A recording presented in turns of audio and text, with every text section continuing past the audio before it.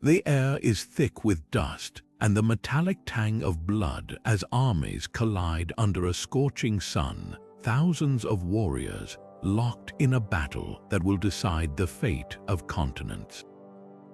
This isn't just a clash of steel, it's the collision of empires, each vying for dominance in a world where power was measured in the reach of a king's ambition and the loyalty of his subjects. Picture towering monuments of stone, their shadows stretching across cities built to inspire awe, where emperors commanded millions with a single decree. These were civilizations that didn't just rise, they conquered, they innovated, they reshaped the very fabric of history. And today, we're stepping into their world to uncover the stories of the 30 most powerful empires of antiquity. What made an empire truly great? Was it the sheer might of its armies marching across deserts and mountains to claim new lands? Or was it the brilliance of its thinkers whose ideas outlived the stone walls of their cities? Perhaps it was the way these empires wove together cultures, languages, and traditions, leaving behind legacies that still whisper to us today. From the chariots of Egypt to the siege engines of Rome, from the sprawling trade routes of Persia to the philosophical halls of Greece, each of these empires carved its name into history with a unique blend of force, vision, and ingenuity. This isn't just a list, it's a journey through time, a chance to walk alongside the rulers and rebels who shaped our world. You'll witness the rise of dynasties that lasted centuries and the fall of giants whose mistakes still serve as warnings. You'll see how borders shifted like sand in the wind, how innovations in law, art, and warfare echoed far beyond their creators' lifetimes, and by the end, you'll understand what truly made an empire endure or crumble. So take a step forward into the dust and glory of the ancient world, and let's uncover the secrets of the 30 most formidable powers the world has ever seen. Long before the pyramids of Egypt scraped the sky or Rome laid its first cobblestone, the Akkadian Empire emerged as history's first true superpower. Imagine a world where no empire had ever existed, no blueprint for ruling vast lands, no model for governing diverse peoples. That was the reality Sargon of Akkad shattered when he forged his kingdom from the fractured city-states of Mesopotamia around 2334 BC.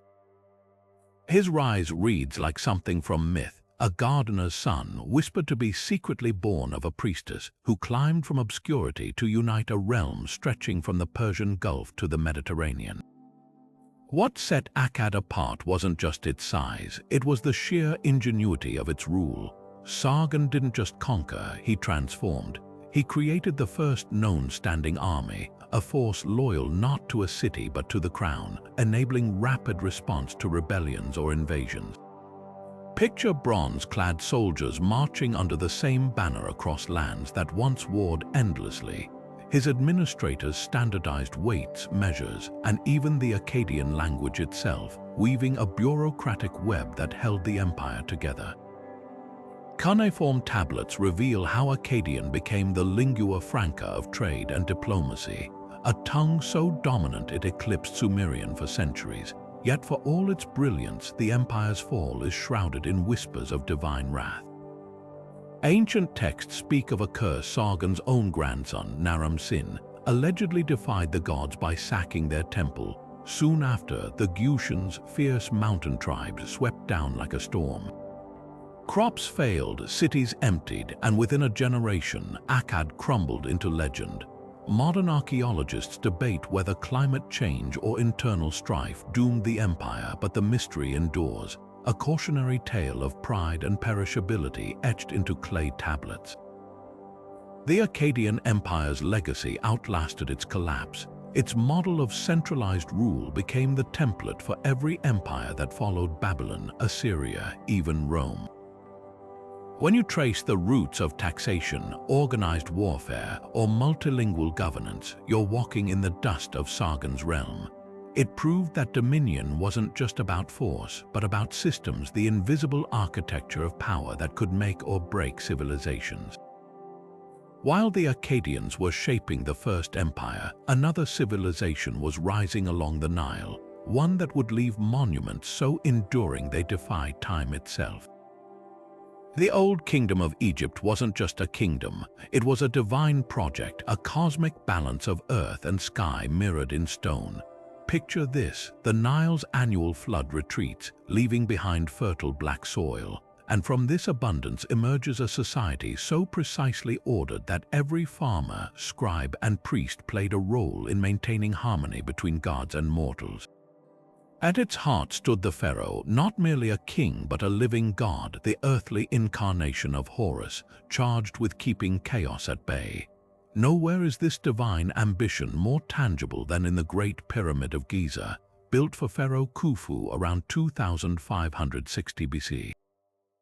4,500 years later, its limestone casing stones still gleam in fragments, hinting at how it once reflected sunlight like a man-made mountain. The numbers alone stagger the mind: 2.3 million blocks, some weighing as much as 80 tons, hauled into place with nothing but ramps, ropes, and human sweat. But the real marvel isn't just the scale, it's the precision.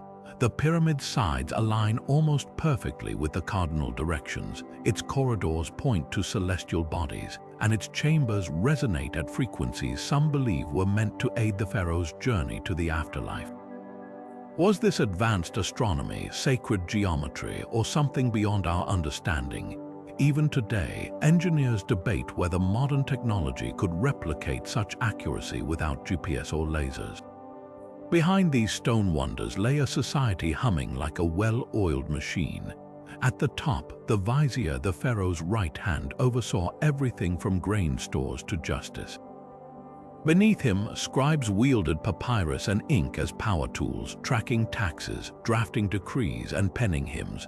Farmers, the backbone of Egypt, worked royal lands in exchange for bread and beer, while artisans crafted statues so lifelike they were believed to house Ka, the soul's essence. And then there were the laborers, not slaves, as Hollywood loves to depict, but skilled workers housed in nearby villages, fed beef and fish, even given medical care for broken bones. Their graffiti inside the pyramids reveals pride, not oppression. We did this for our god king. Yet even the mightiest eras end. Around 2181 BC, the Old Kingdom crumbled into the murky First Intermediate period. Climate change may have starved the Nile of its life-giving floods, while power-hungry regional governors fractured unity. Later scribes would describe this era as a nightmare: tombs robbed, temples abandoned, and the sacred order overturned. The land spins like a potter's wheel. One lament reads, where the beggar wears fine linen and the noble begs at doors. But here's the twist: this chaos birthed innovation. Local leaders, no longer bound by Memphis rule, developed new art styles, literature, and even weapons. The pharaohs who eventually reunified Egypt drew on these scattered advances, proving that even collapse could plant seeds for rebirth. What makes the Old Kingdom timeless isn't just its pyramids, it's the audacity of its vision. They didn't just build tombs, they engineered immortality, crafting stone promises to cheat death. Their belief in cosmic order birthed bureaucracy, their art captured souls, and their failures taught future dynasties the price of disunity. When Napoleon's scientists first mapped Giza in 1798, they found the pyramid's shadows still long enough to touch empires yet unborn. While Egypt's pharaohs were aligning pyramids with the stars, another empire was rising in the Fertile Crescent, one that would redefine justice itself. Babylon, the glittering jewel of Mesopotamia, wasn't just a city of towering ziggurats and bustling markets, it was the cradle of law. Picture this: 6 centuries after Sargon's Akkadian empire fell, a shrewd king named Hammurabi took the throne around 1792 BC. He inherited a patchwork of squabbling city-states, but within decades he welded them into an empire bound not just by force, but by something revolutionary: written rules. Hammurabi's code wasn't the first set of laws, but it was the most ambitious. Imagine 282 edicts carved into an 8-foot basalt stele, each clause a balance of crime and consequence. An eye for an eye is the phrase history remembers, but the code went far beyond retribution. It set wages for doctors, liability for builders whose houses collapsed, even rules for divorcing negligent wives. One law decreed that a son who struck his father would lose his hands, not just punishment but a public lesson in order. The genius wasn't just in the laws themselves, but in their visibility. Copies were displayed across the empire, a constant reminder that justice wasn't arbitrary. For the first time, commoners could point to stone and say, "These are my rights." But Babylon's power wasn't just in its courts, it was in its crossroads. Nestled between the Tigris and Euphrates, the city became a fulcrum of trade. Caravans from Anatolia brought silver and timber, ships from Dilmun carried pearls and copper, and all flowed through Babylon's gates. The empire grew fat on tariffs and tribute, its wealth funding canals that turned desert into farmland. Yet prosperity bred envy. Around 1595 BC, disaster struck. The Hittites, a warlike people from the north, swept down like a sandstorm. Their king, mercilessly razed Babylon's walls, looted its temples, and left the empire in ashes. For centuries, Babylon languished, a shadow of its former self, until a new dynasty rose from the rubble. Enter Nebuchadnezzar II, the king who turned Babylon into a wonder of the ancient world. His reign, starting around 605 BC, marked the Neo-Babylonian Renaissance.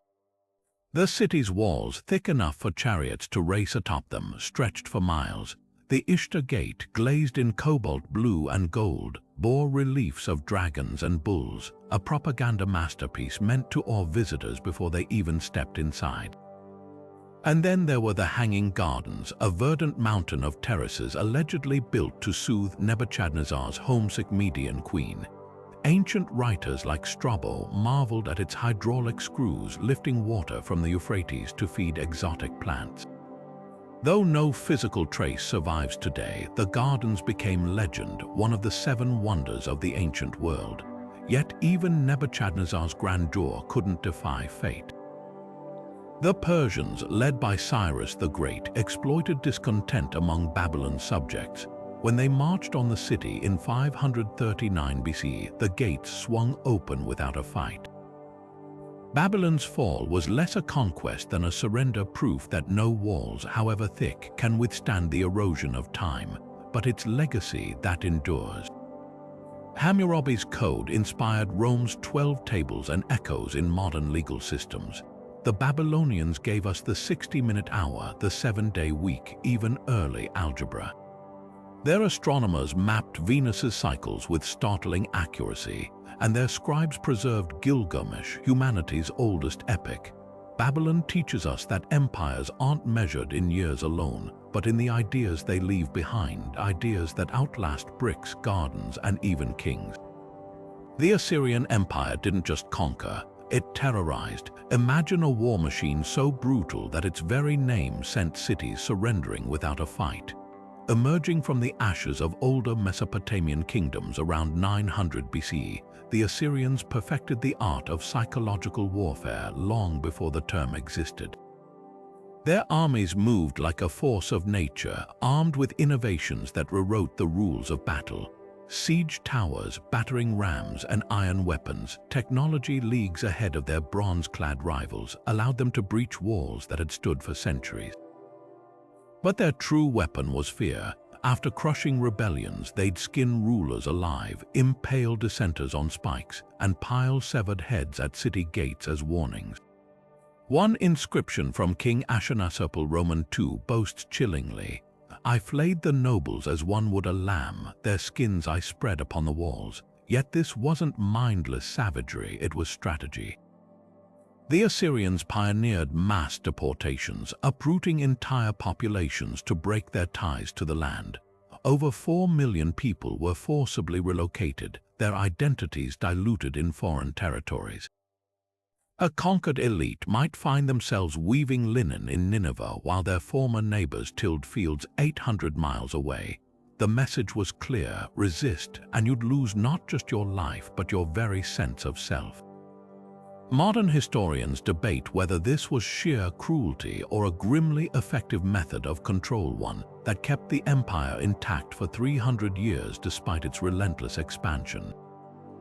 Paradoxically, this empire of blood and iron was also a guardian of knowledge. King Ashurbanipal, the last great Assyrian ruler, amassed a library in Nineveh that held over 30,000 clay tablets. Here, scribes copied Babylonian medical texts, Sumerian flood myths, and even early recipes for beer.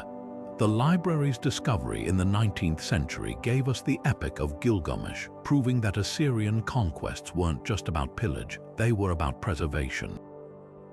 Then there were the Lamashu, those colossal winged bulls with human faces that guarded palace gates.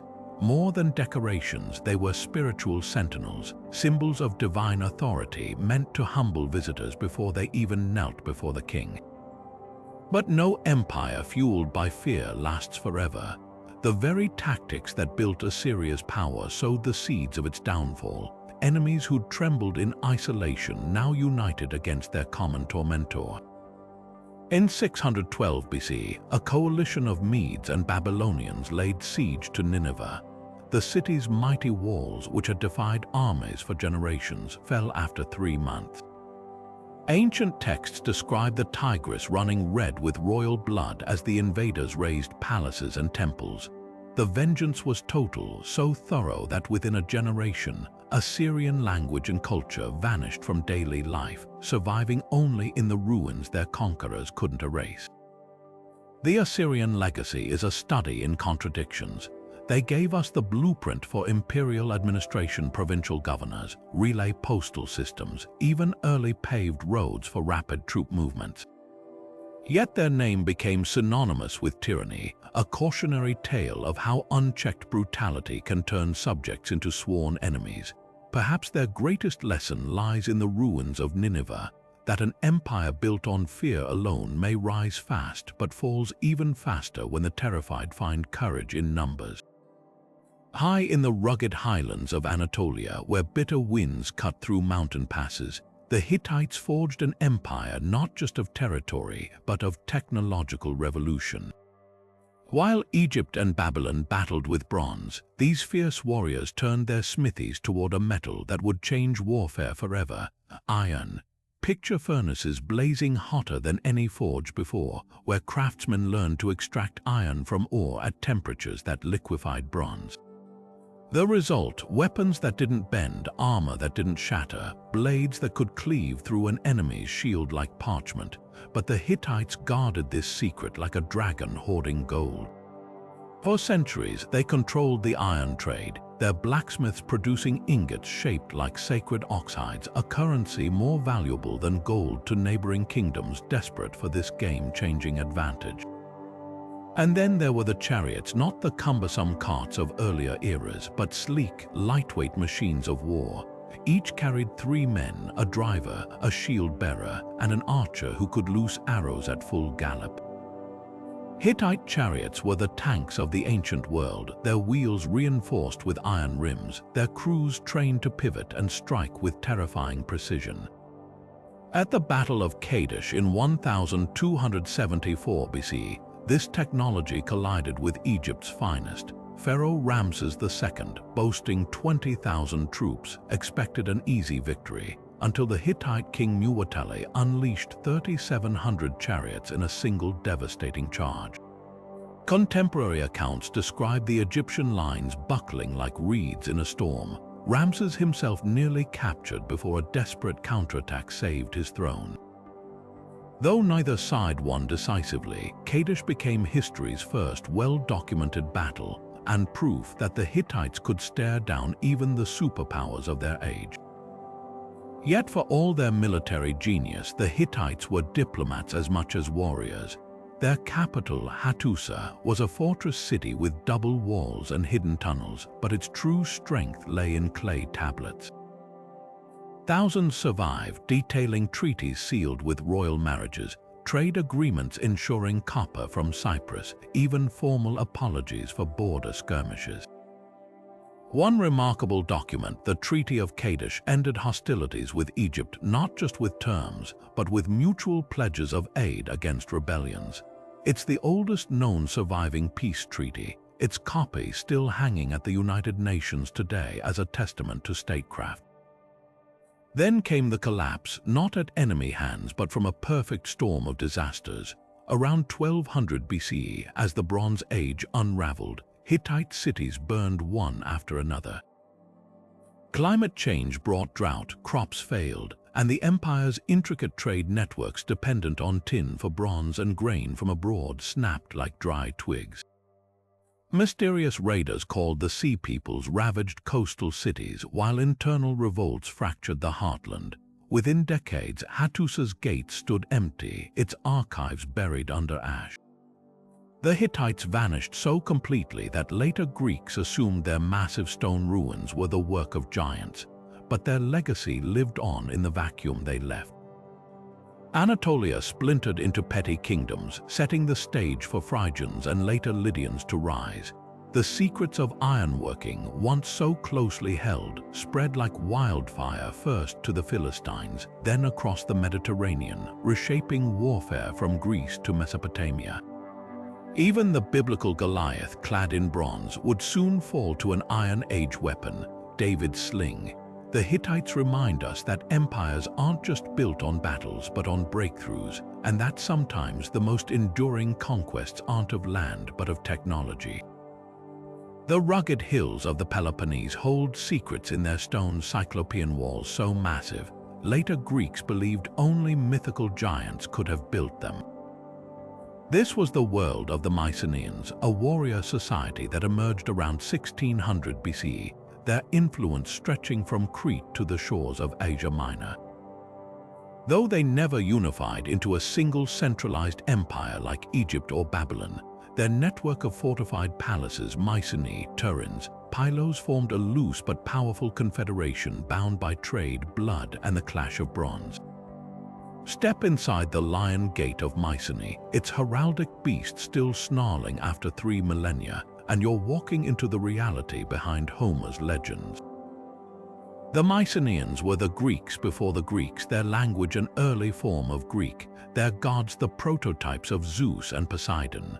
But where later Athenians prized philosophy and democracy, these were men of the sword and the feast hall.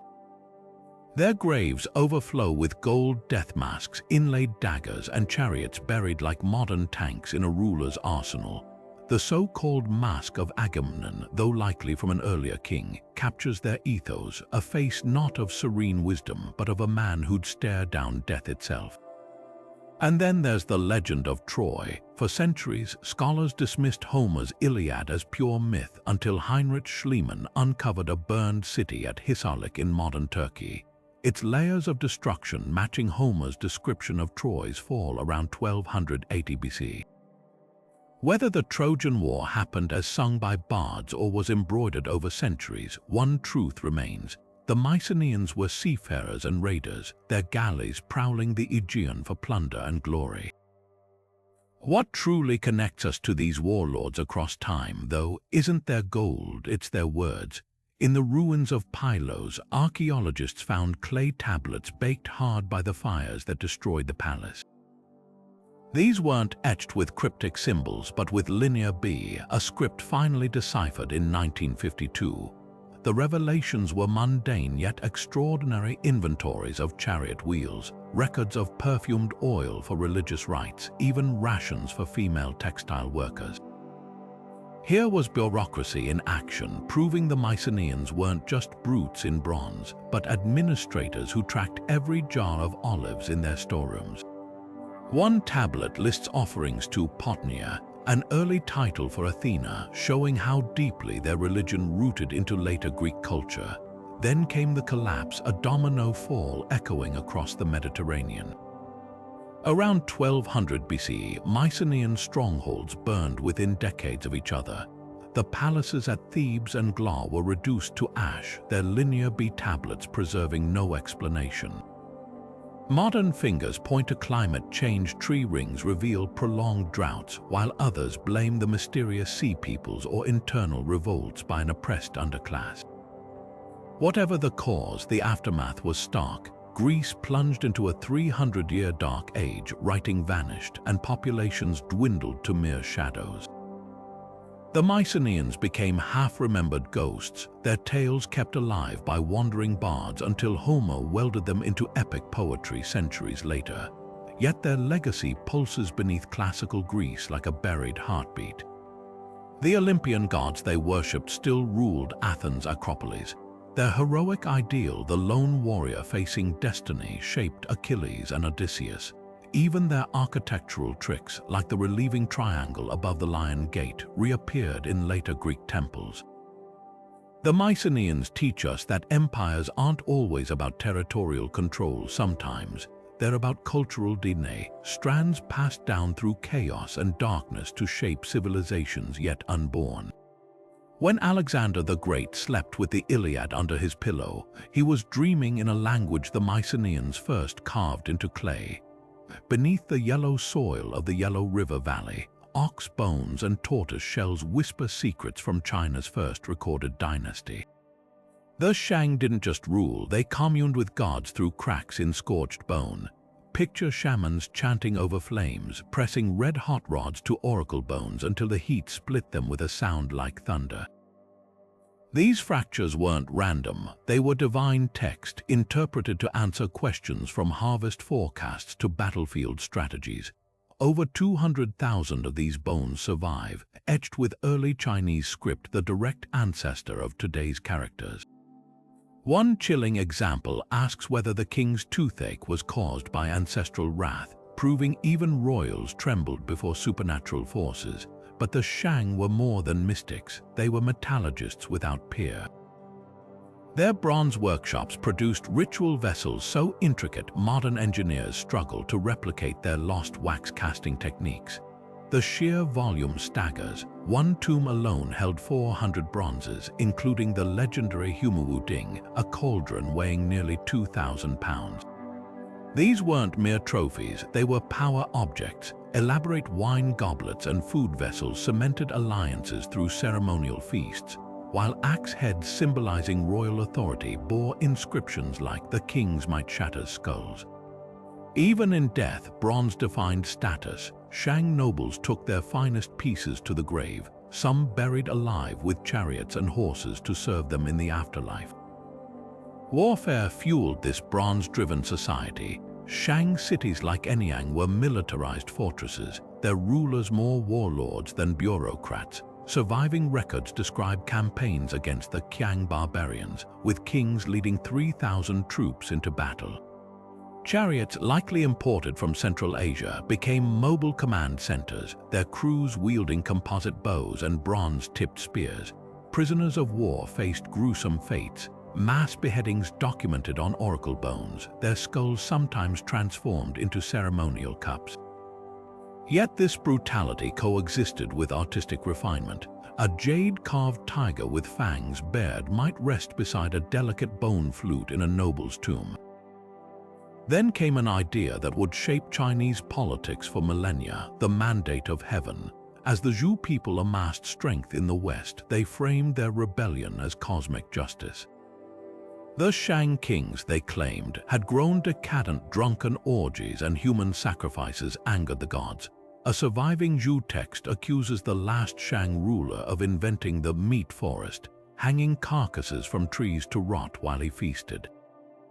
Whether propaganda or truth, the Zhou's victory in 1046 BC birthed a revolutionary concept that rulers kept power only through virtue, and rebellion became duty when kings failed heaven's test.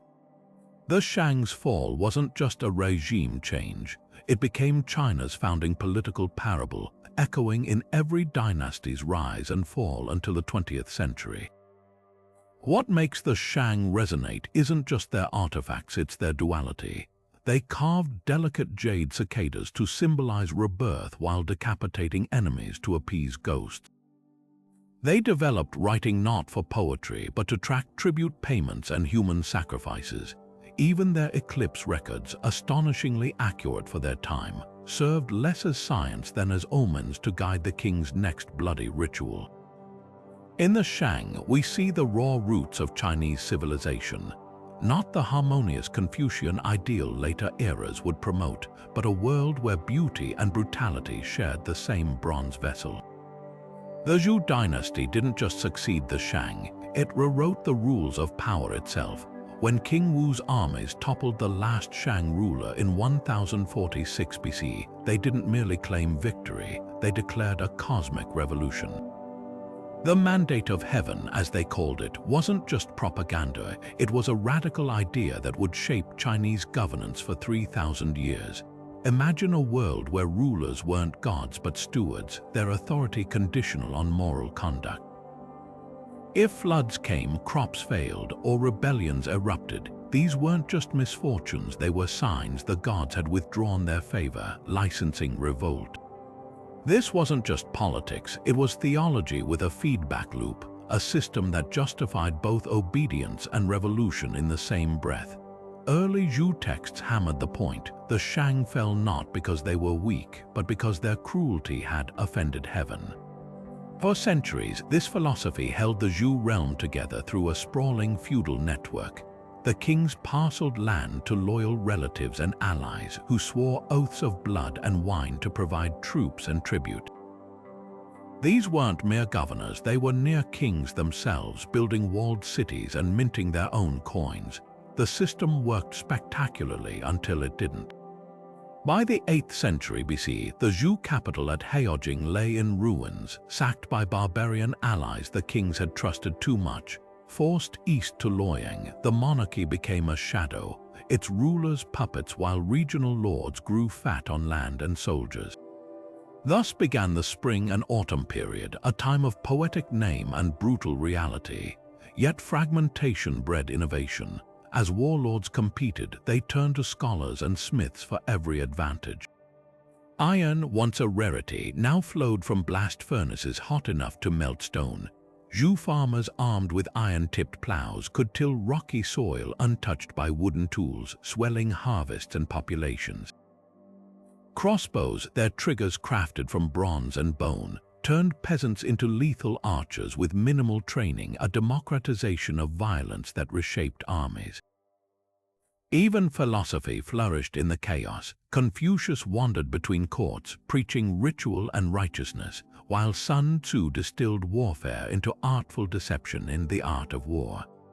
The irony was rich, the very tools meant to preserve Zhou feudalism, better farms, deadlier weapons, sharper minds, would ultimately dismantle it. By the 5th century BC, the spring and autumn period gave way to the warring states, a furnace of 7 surviving kingdoms battling for supremacy. The mandate of heaven still echoed, but now every duke and general claimed it for themselves. The Zhou kings, still technically on their throne, became living relics, their rituals performed long after their power had bled away. Yet their greatest invention, the idea that legitimacy flowed from virtue, not blood, would outlast them all. When the Qin finally unified China in 221 BC, they didn't erase the mandate, they weaponized it, proving that even heaven's approval could be won by the edge of a sword. The Neo-Assyrian Empire didn't just return, it reinvented terror on an industrial scale. After centuries of decline following the collapse of their Bronze Age predecessors, Assyria roared back under Tiglath-Pileser III in the 8th century BC, and this time they weren't just brutal, they were systematic. Imagine an empire where mass deportations became bureaucratic routine, where artists carved scenes of impalement onto palace walls like annual reports, and where kings boasted of flaying rebels alive not as crimes of passion but as policy.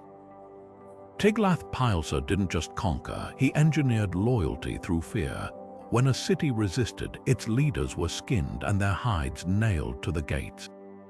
Survivors, sometimes tens of thousands at a time, were marched across deserts to foreign lands, their identities erased as they toiled on royal farms or built the very roads that would carry the next Assyrian army to their homelands. Modern scholars estimate over 4.5 million people were forcibly relocated, an ancient precursor to the darkest chapters of 20th century totalitarianism. Ashurbanipal, the empire's last great ruler, embodied its contradictions. In Nineveh, he built the world's first systematically organized library, collecting over 30,000 clay tablets spanning medicine, astronomy, and epic poetry. This was the man who preserved the earliest known copy of the Epic of Gilgamesh, yet his own annals gleefully describe how he hung the heads of Elamite kings from trees and forced defeated rulers to wear dog collars. His famous lion hunt reliefs, meant to showcase royal courage, reveal a darker truth: the lions were released from cages into an arena, making their slaughter less a test of skill than a staged execution. This duality defined Neo-Assyria, a civilization that could painstakingly document the medicinal properties of licorice root while skinning prisoners alive as public spectacles. What set this empire apart wasn't just its violence, but its logistics. Assyrian engineers constructed paved highways so straight and smooth that messengers could cross the empire in days rather than weeks. A network of signal fires and relay stations allowed orders from Nineveh to reach the Mediterranean coast faster than any army could march. Provincial governors sent daily reports on clay tablets, everything from grain stocks to suspicious rumors, creating an early surveillance state. Even their siege technology was terrifyingly advanced, battering rams with telescoping towers, sappers who tunneled under walls, and flamethrowers that sprayed burning bitumen. When they besieged Jerusalem in 701 BCE, the biblical account describes the Assyrian general Rabshakeh delivering psychological warfare in perfect Hebrew, demoralizing defenders before a single arrow was loosed. Yet this hyper-efficient machine collapsed with shocking speed. Within decades of Ashurbanipal's death in 627 BC, the empire imploded. Babylonians, Medes, and Scythians, peoples who'd suffered under Assyrian boots, formed an unholy alliance. The Medes, masters of mountain warfare, cut off Assyrian supply lines while Babylonian rebels set fires in Nineveh's streets. By 612 BC, the capital, whose walls had seemed impregnable, fell in a storm of vengeance. Ancient texts describe the Euphrates running red as libraries burned and statues of winged bulls were toppled. The destruction was so thorough that within a generation, the Aramaic language of Assyria's subjects outlived their conqueror's tongue. The Neo-Assyrian Empire's legacy is a paradox. It gave us the first professional army, the blueprint for imperial administration, and priceless scholarly archives. Yet its name became synonymous with cruelty, a cautionary tale of how fear can fuel rise and guarantee fall. Perhaps its most enduring lesson lies in the ruins of Nineveh. No empire, no matter how meticulously organized or ruthlessly efficient, can survive when every neighbor you've oppressed unites to tear your walls down. The sun-baked bricks of Babylon glowed crimson and gold under Nebuchadnezzar II's ambitious gaze, a monarch determined to rebuild his city not merely as a capital, but as a celestial vision made earthly. After centuries of obscurity following Hammurabi's reign, Babylon's resurgence under the Chaldean dynasty wasn't just political, it was architectural theater on an unprecedented scale. Nebuchadnezzar didn't erect buildings, he crafted propaganda in clay and glaze. The Ishtar Gate, towering 47 feet high and clad in lapis like blue tiles, wasn't just an entrance, it was a psychological masterpiece. Lions, dragons, and bulls marched in relief across its surface, symbols of Ishtar, the war goddess, and Marduk, the patron deity, their vivid colors designed to awe diplomats and commoners alike. Processional ways lined with enameled brick stretched for nearly half a mile, their surfaces inscribed with Nebuchadnezzar's name over 600 times, ensuring no visitor forgot who ruled this wonder. Yet the true marvel lay in the engineering behind the beauty. Babylon's ziggurat, Etemenanke, soared above the floodplain like a stairway to heaven, likely the inspiration for the biblical Tower of Babel. 7 tiers of fired brick, each painted a different planetary color, culminated in a temple where priests claimed to hear the whispers of gods. Herodotus, visiting a century later, wrote that its base could swallow 2 Olympic stadiums whole. But Nebuchadnezzar's piece de resistance may have been the Hanging Gardens, though no Babylonian text confirms their existence. Ancient historians like Berossus describe terraced groves dripping with vines, irrigated by screw pumps lifting Euphrates water to dizzying heights. Whether myth or reality, the gardens symbolized something profound, a king who could defy nature itself to soothe his homesick Median queen. This grandeur came at a human cost etched into Hebrew memory.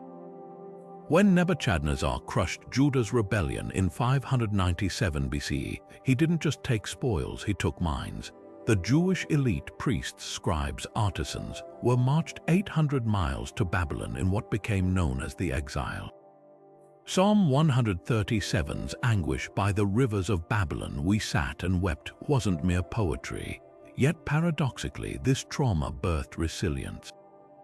Denied their temple, the exiles codified scriptures and reinvented worship in synagogues. Daniel's legendary survival in the lion's pit, whether history or parable, reflects a community preserving identity under pressure. The Cyrus cylinder later celebrated their liberation, but the deeper story is how captivity forged a people's cultural endurance. Babylon's downfall was as symbolic as its rise.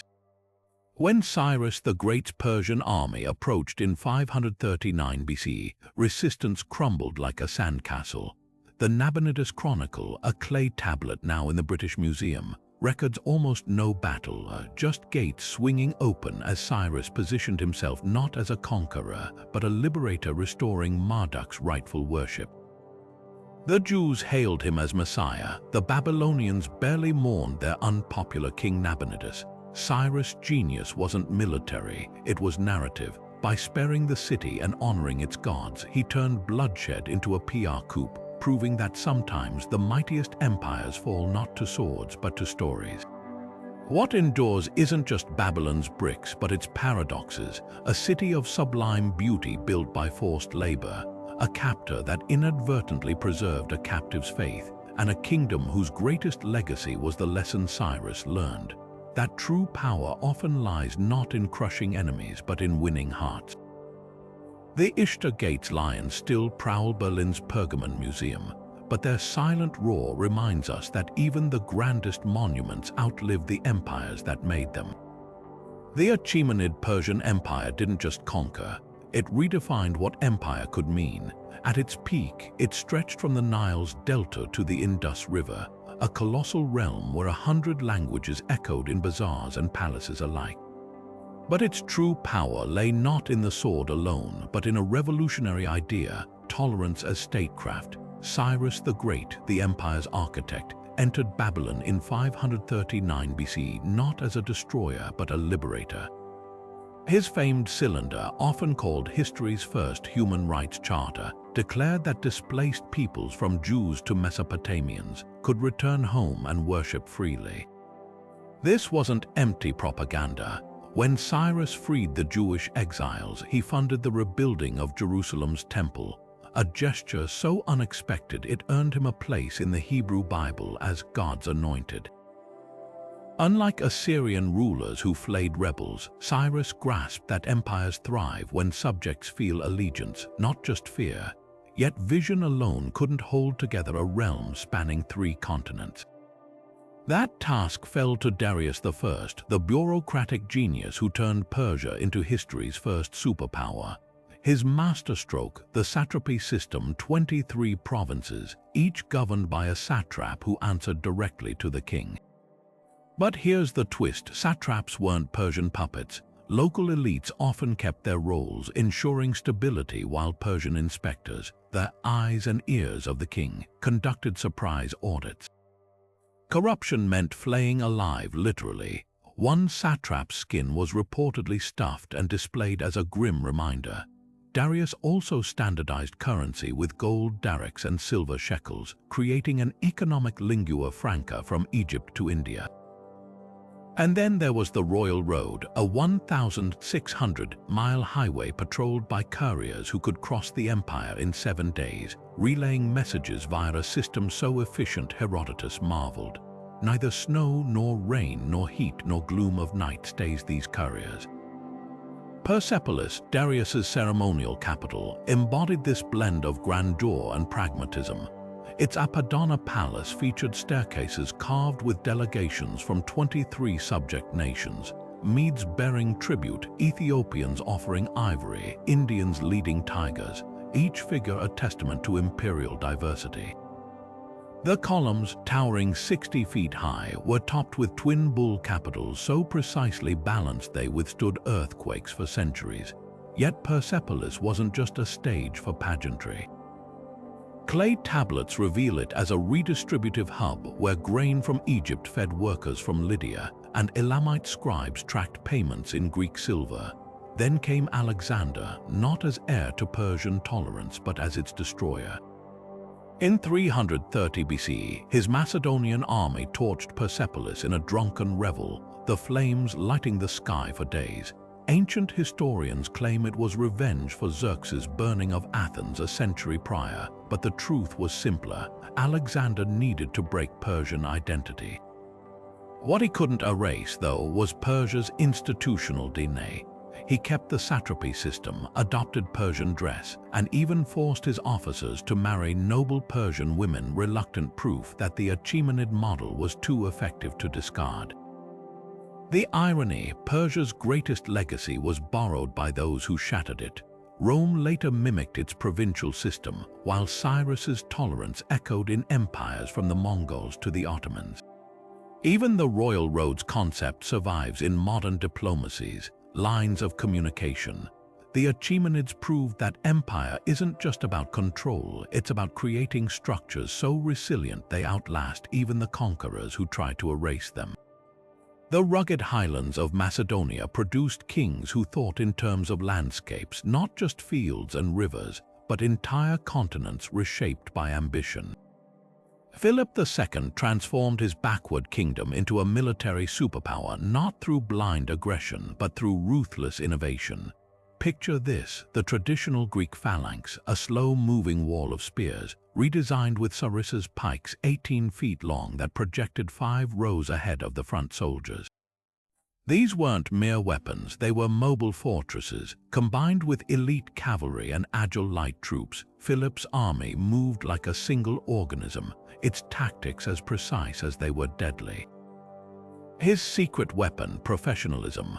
Unlike Athenian citizen soldiers who farmed between wars, Philip's troops trained year-round, their loyalty secured by land grants and shared plunder. Then came the accident, or was it assassination? In 336 BC, at his daughter's wedding feast, Philip fell to a bodyguard's dagger. The throne passed to his 20-year-old son Alexander, whose tutors included none other than Aristotle. What followed wasn't just conquest, it was a 10-year storm of brilliance and brutality. At Granicus, he led the cavalry charge personally, his white-plumed helmet drawing Persian arrows like lightning rods. At Issus, he ignored conventional tactics by driving straight for King Darius, sending the Persian ruler fleeing in his chariot. And at Gaugamela, outnumbered 5-1, Alexander exploited a gap in Persian lines with surgical precision, turning Darius's golden chariot into a symbol of shattered pride. But was this truly a Macedonian empire? The question lingers like morning mist over Babylon.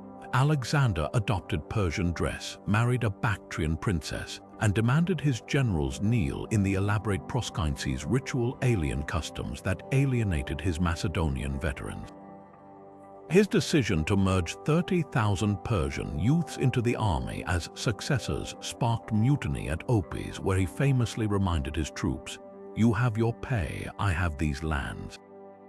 The empire's glue wasn't institutions or laws, it was Alexander's indomitable will. When fever claimed him in 323 BC at 32, his last words to the strongest were less a blessing than a curse. The fractures appeared before his body cooled. Within months, his generals, the Diadochi, were carving up territories like hungry guests at a feast. Ptolemy took Egypt, Seleucus grabbed Babylon, and Antigonus eyed Asia Minor. Only Olympias, Alexander's formidable mother, fought to preserve his bloodline, poisoning rivals until she herself was executed. The irony: the Macedonian heartland became a backwater, while Hellenistic kingdoms flourished from the Nile to the Indus. Alexander's true legacy wasn't borders, it was cultural fusion. His cities, especially Alexandria in Egypt, became crucibles where Greek philosophy met Egyptian astronomy and Persian bureaucracy. The very idea of empire shifted, no longer just dominion over land, but a tapestry of peoples under a cosmopolitan ideal. The Macedonian Empire teaches us that some conquests are too vast to outlive their conqueror. Alexander's dream didn't die with him, it shattered into fragments that, like a prism, refracted Greek culture across 3 continents. His tragedy wasn't an early death, but the impossibility of binding a world to one man's vision.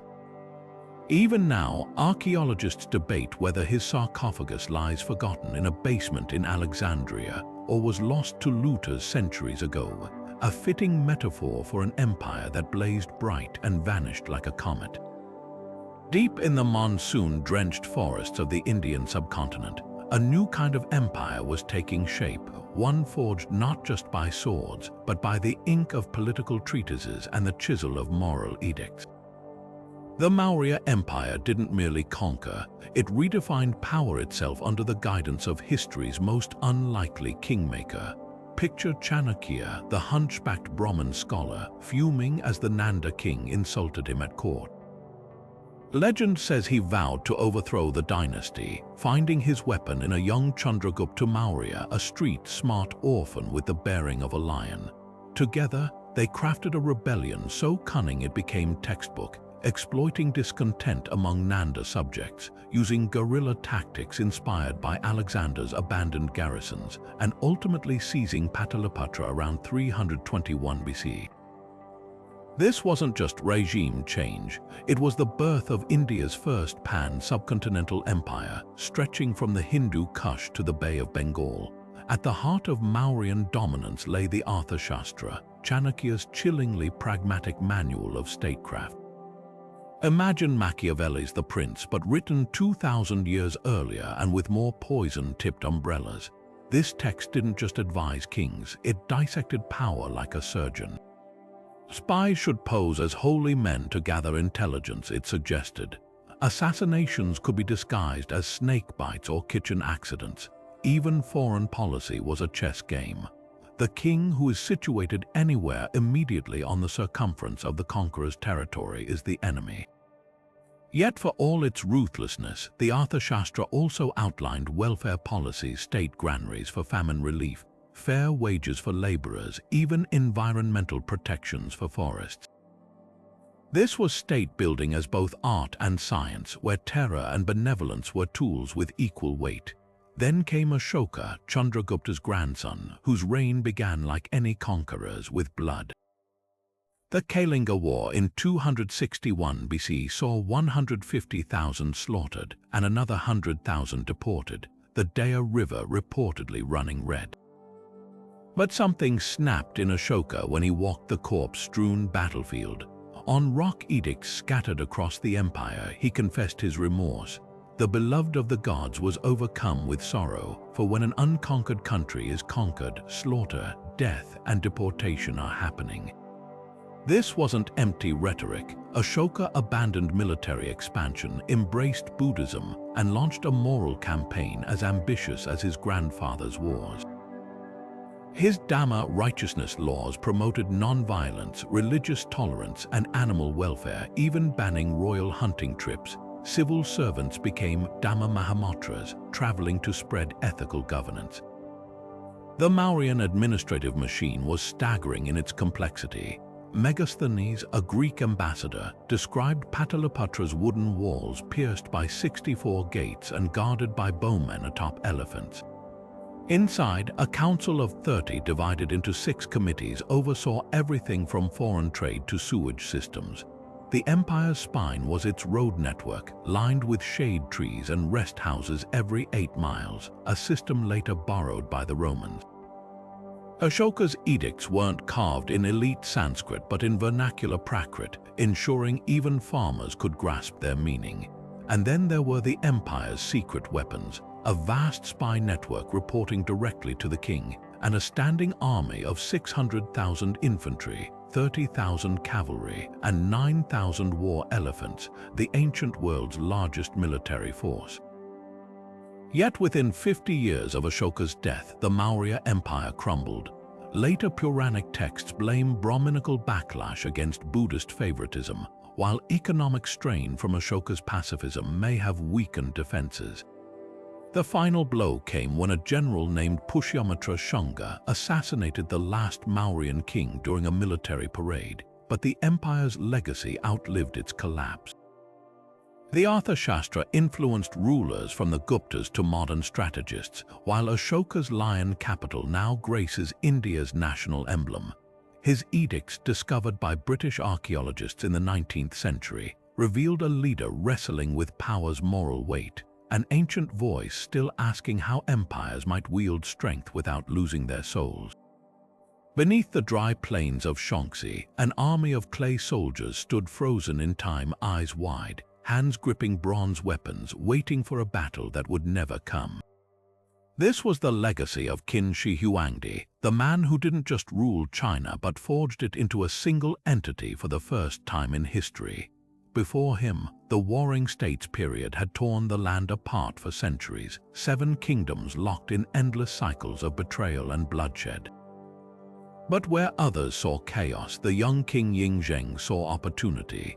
By the time he was 38, he had crushed every rival, declaring himself not just a ruler but China's first emperor, a title so audacious it combined mythical sovereign with divine authority. His reign wasn't just a change of government, it was a revolution in how civilization itself could be organized. The Qin dynasty's efficiency was terrifying in its precision. Imagine a world where every axle on every cart had to match the same length, where all writing followed identical characters, and where even the width of roads was standardized to ensure armies could march without hindrance. This wasn't just bureaucracy, it was control on a molecular level. Shi Huangdi's legalist advisors, led by the ruthless Lai Si, believed humans were inherently selfish and needed strict laws to function. The penalties were brutal. Thieves might lose their noses, corrupt officials faced dismemberment, and scholars who disagreed with state doctrine risked burial alive. One infamous incident, the burning of books and burying of scholars, saw Confucian texts torched and hundreds of intellectuals executed for daring to question Qin dogma. Yet this same rigidity birthed innovations we still rely on today. A unified script that allowed a Cantonese farmer to understand orders from a northern bureaucrat, a centralized currency that replaced regional barter systems, and even early forms of industrial production with state-run workshops mass-producing weaponry. Then there were the megalomaniacal projects, the kind that blur the line between ambition and madness. The Great Wall, though later expanded by the Ming, began as Qin ramparts connecting older fortifications, built by conscripted laborers who worked until their bodies broke. The emperor's own mausoleum, guarded by the now famous terracotta army, was a microcosm of his empire, 8,000 unique clay soldiers, each with distinct facial features, arranged in precise military formation alongside horses and chariots. Recent excavations reveal even more bronze birds, acrobats, and a mercury-laced replica of China's rivers, designed to flow eternally around his tomb. The cost: ancient texts claim 700,000 workers toiled for decades, their bones buried in the walls as warnings against slackness. Yet for all its engineered perfection, the Qin dynasty collapsed like a pottery shell the moment Shi Huangdi's heart stopped beating. His death in 210 BC triggered chaos as courtiers, terrified of the people's wrath, hid his corpse in a wagon of rotting fish to mask the smell while they conspired. The second emperor, Hu Hai, was a puppet of the eunuch Zhao Gao, whose purges gutted the bureaucracy. Peasant revolts erupted, led by men like Chen Sheng, a conscript who famously asked, "How can nobles and emperors be chosen by birth alone?" Within 4 years, the capital was sacked, the imperial library burned, and the Qin royal family slaughtered. The irony is stark. the very systems designed to make China unbreakable became its undoing. Legalism's inflexibility left no room for adaptation when famine struck or corruption festered. The terracotta army, meant to project eternal power, now serves as a monument to hubris. Yet Qin's legacy persists in the DNA of every Chinese dynasty that followed. Even the name China likely derives from Qin. The empire lasted barely 15 years, but its blueprint centralized control, cultural unity, and the tension between order and oppression echoes across millennia. Shi Huangdi sought immortality, and in a way he achieved it, not through elixirs or clay soldiers, but by shaping the idea of what a unified China could be. The lesson isn't just in how empires rise, but how quickly they crumble when built on fear alone. The Han dynasty didn't just rule China, it defined what China could be. Emerging from the ashes of the Qin's brutal collapse in 206 BCE, the Han presented themselves as everything their predecessors were not: benevolent, scholarly, and steeped in Confucian virtue. But don't mistake their philosophical polish for weakness. Liu Bang, the dynasty's founder, was a former peasant-turned-rebel general who outmaneuvered aristocratic rivals with a blend of charisma and cunning.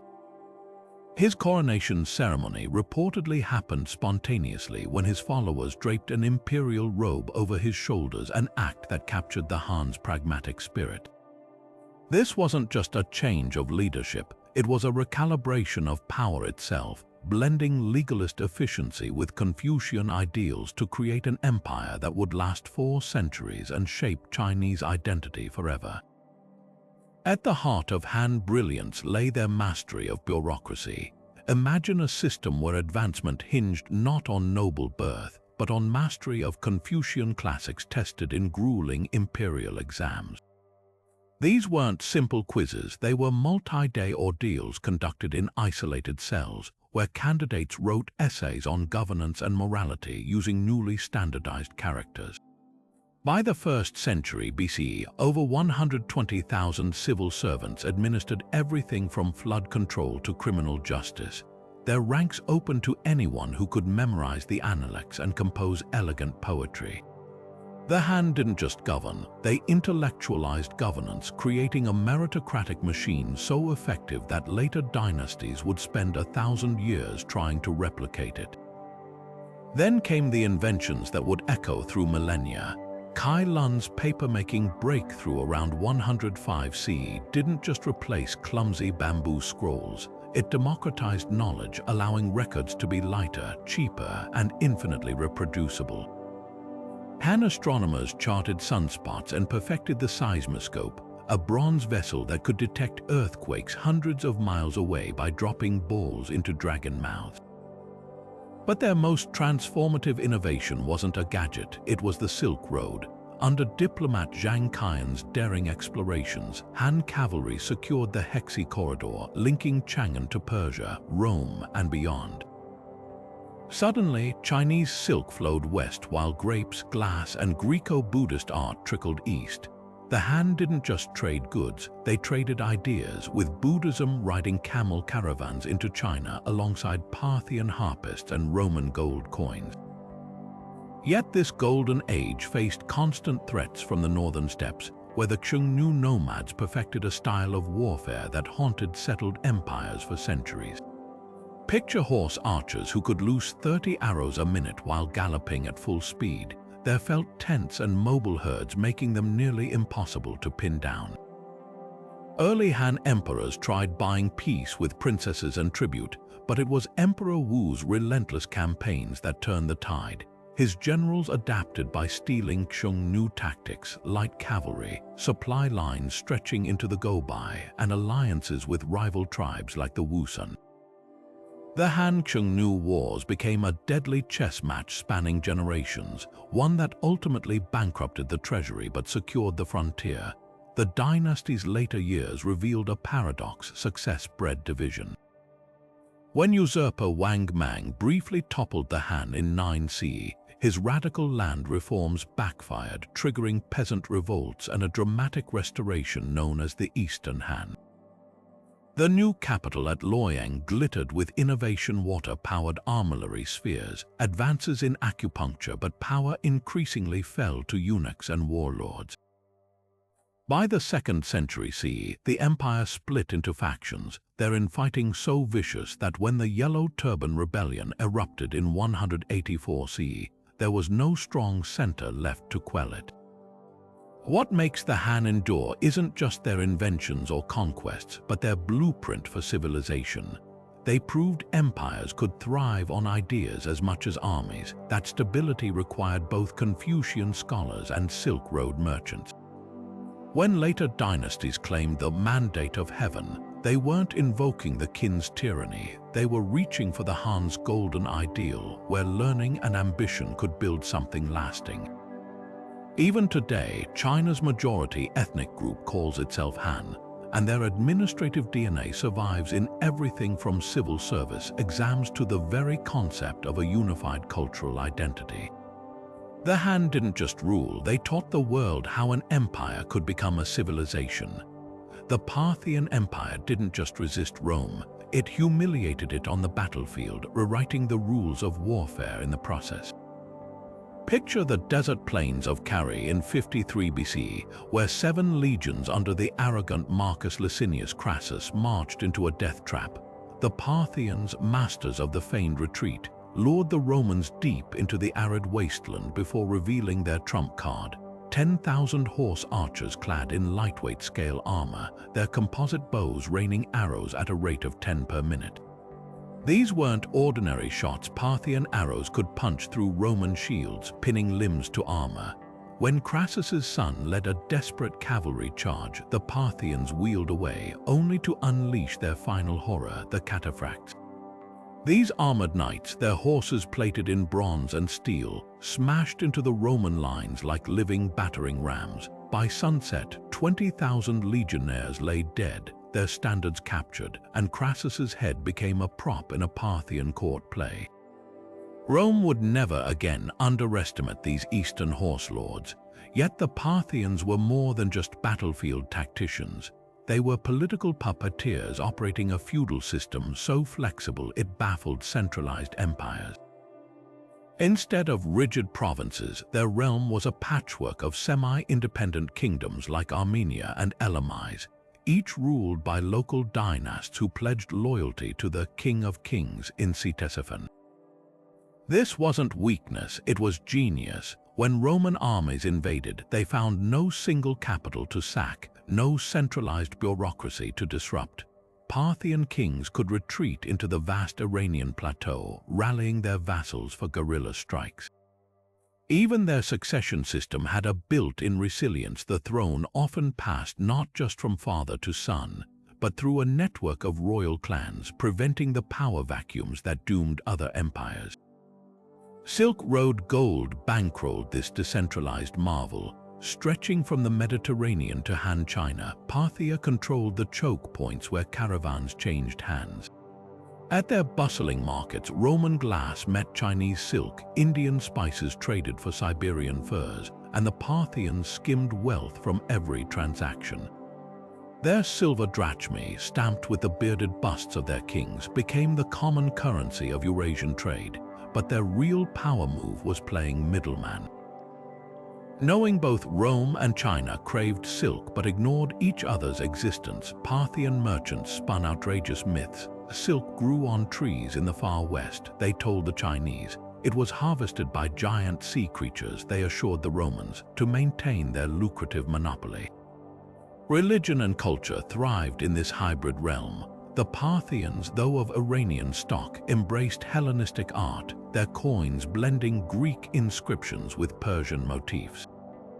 Zoroastrian fire temples stood alongside statues of Greek gods, while their nobles recited Homer in packed theaters. Even their military borrowed from all worlds. Cataphracts mirrored Seleucid heavy cavalry, while horse archers perfected step techniques. This cultural fluidity made them formidable diplomats. When Chinese envoy Gan Ying reached Parthia in 97 CE, the king dispatched riders to escort him west, only to exaggerate the dangers of the Persian Gulf to keep China from establishing direct Roman contact. Their downfall came not from Rome but from within. The Sasanian family, Zoroastrian zealots from Persia's heartland, saw Parthian tolerance as decay. In 224 CE, Ardashir I crushed the last Parthian king at Hormozgan, replacing their feudal mosaic with a centralized theocracy. The Sasanians erased much of Parthian history, branding them as weak compromisers. Yet their legacy endured in the whispered strategies of steppe nomads and the frustrated memoirs of Roman generals, proof that sometimes the greatest empires aren't those that build monuments, but those that redefine how power is wielded. The Roman Republic wasn't born an empire. It hacked its way to dominance through a combination of steel, political cunning, and a relentless drive to swallow its rivals whole. Picture the Italian peninsula in the 4th century BCE, a jagged chessboard of city-states and tribal lands where Rome was just one scrappy player among many. But where others saw borders, Rome saw stepping stones, their first masterstroke assimilation. Conquered neighbors weren't merely subdued, they were folded into the Republic's fabric, granted varying degrees of citizenship, and expected to contribute troops to the relentless war machine. This wasn't just conquest, it was a recruitment strategy on a grand scale. By the time Rome faced its first existential threat, it could draw on a reservoir of manpower that left rivals gasping a lesson Carthage would learn in rivers of blood. The Punic Wars weren't just conflicts, they were a brutal tutorial in imperial ambition. When Carthaginian General Hannibal crossed the Alps with war elephants in 218 BC, he wasn't just invading Italy, he was testing Rome's very DNA. The Republic reeled as Cannae became a byword for slaughter, 50,000 legionnaires butchered in a single afternoon, yet Rome's response revealed its terrifying resilience. While other states might collapse after such losses, the Senate raised new armies by drafting boys and the elderly, then changed tactics entirely. They avoided pitched battles, harried Hannibal's supply lines, and unleashed a young general named Scipio to take the fight to Carthage itself. The final act at Zama wasn't just a victory, it was annihilation. Carthage's fields were salted, its fleet burned, and Rome emerged not just victorious but transformed. The Mediterranean was no longer a shared space, it was Mare Nostrum, our sea. Behind the battlefield heroics lay a political engine of startling sophistication. The Senate, originally an advisory council of patrician elders, evolved into a complex instrument of governance. Its debates, preserved in fragments by historians like Livy, show a system balancing raw ambition against civic duty. Checks and balances, the Romans invented the playbook. Two consuls shared power, each able to veto the other. Tribunes of the plebs could block unjust laws, while censors purged corrupt senators. Yet this system hid fatal cracks. Wealth from conquest flooded into aristocratic hands, turning small farms into slave-worked plantations and dispossessed farmers into urban mobs. The Gracchi brothers' attempts at land reform ended in their murders, a grim preview of coming chaos, and then there was the military's dark metamorphosis. Once a citizen militia loyal to the state, it became a professional force loyal to generals who promised land and plunder. Men like Marius and Sulla didn't just command armies, they wielded them like political cudgels. Sulla's march on Rome in 88 BC wasn't a foreign invasion. It was a turning point where a Roman army besieged its own city for the first time. His proscription lists posted in the forum with names of enemies to be killed for bounty made violence a tool of governance. By the time Julius Caesar crossed the Rubicon in 49 BC, the Republic was already a carcass picked clean by vultures. His assassination in 44 BC wasn't a restoration. It was the death rattle of a system that had outgrown itself. The Republic's genius and its fatal flaw was its ability to expand without ever deciding what it wanted to be. It absorbed Greek philosophy, Etruscan religion, and Gallic ferocity, yet clung to nostalgic myths of peasant virtue. It fielded legions across 3 continents while pretending to be a cozy city-state. When Augustus finally replaced the Republic's frayed facade with imperial purple, he wasn't destroying something healthy. He was putting a crown on a corpse that had been walking for decades. The Republic's real legacy, proof that no system, however brilliantly designed, can survive its own success. Every conquest made Rome richer, deadlier, and more unrecognizable to its founders until the only thing left to conquer was itself.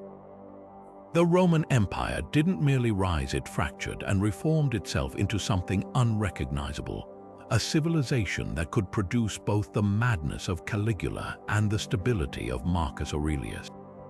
It began with Augustus, the master manipulator who cloaked absolute power in republican trappings. He didn't call himself emperor, but princeps first among equals. Yet behind this modest title lurked a revolution. The Julio-Claudian dynasty he founded would become a theater of the absurd and the tragic. Tiberius, the reluctant ruler, fled to Capri to indulge in rumors of perversion while leaving Rome to the mercy of scheming underlings. Caligula, who began as a beloved young prince, spiraled into megalomania, allegedly declaring war on Neptune and ordering his soldiers to collect seashells as spoils.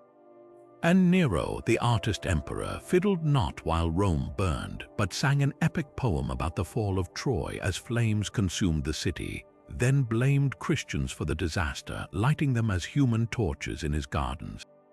This wasn't just misrule, it was a warning of what happens when unchecked power meets unchecked ego. Then came the Pax Romana, a golden age built on blood and bureaucracy. For nearly 2 centuries, the empire stretched from Scotland's misty highlands to the deserts of Arabia, bound together by engineering marvels that still leave modern architects in awe. Roman roads weren't just dirt paths, they were layered masterpieces of crushed stone, mortar, and volcanic ash concrete, designed to drain rainwater and last centuries. The Appian Way, begun in 312 BC, remained passable 2,000 years later. Aqueducts like the Pont du Gard in France carried millions of gallons daily, their gradients so precise they dropped only 34 feet over 31 miles. And then there were the bridges, amphitheaters, and harbors infrastructure so robust that many still stand today, outliving the empire that built them by millennia. But Rome's true genius wasn't in stone, it was in assimilation.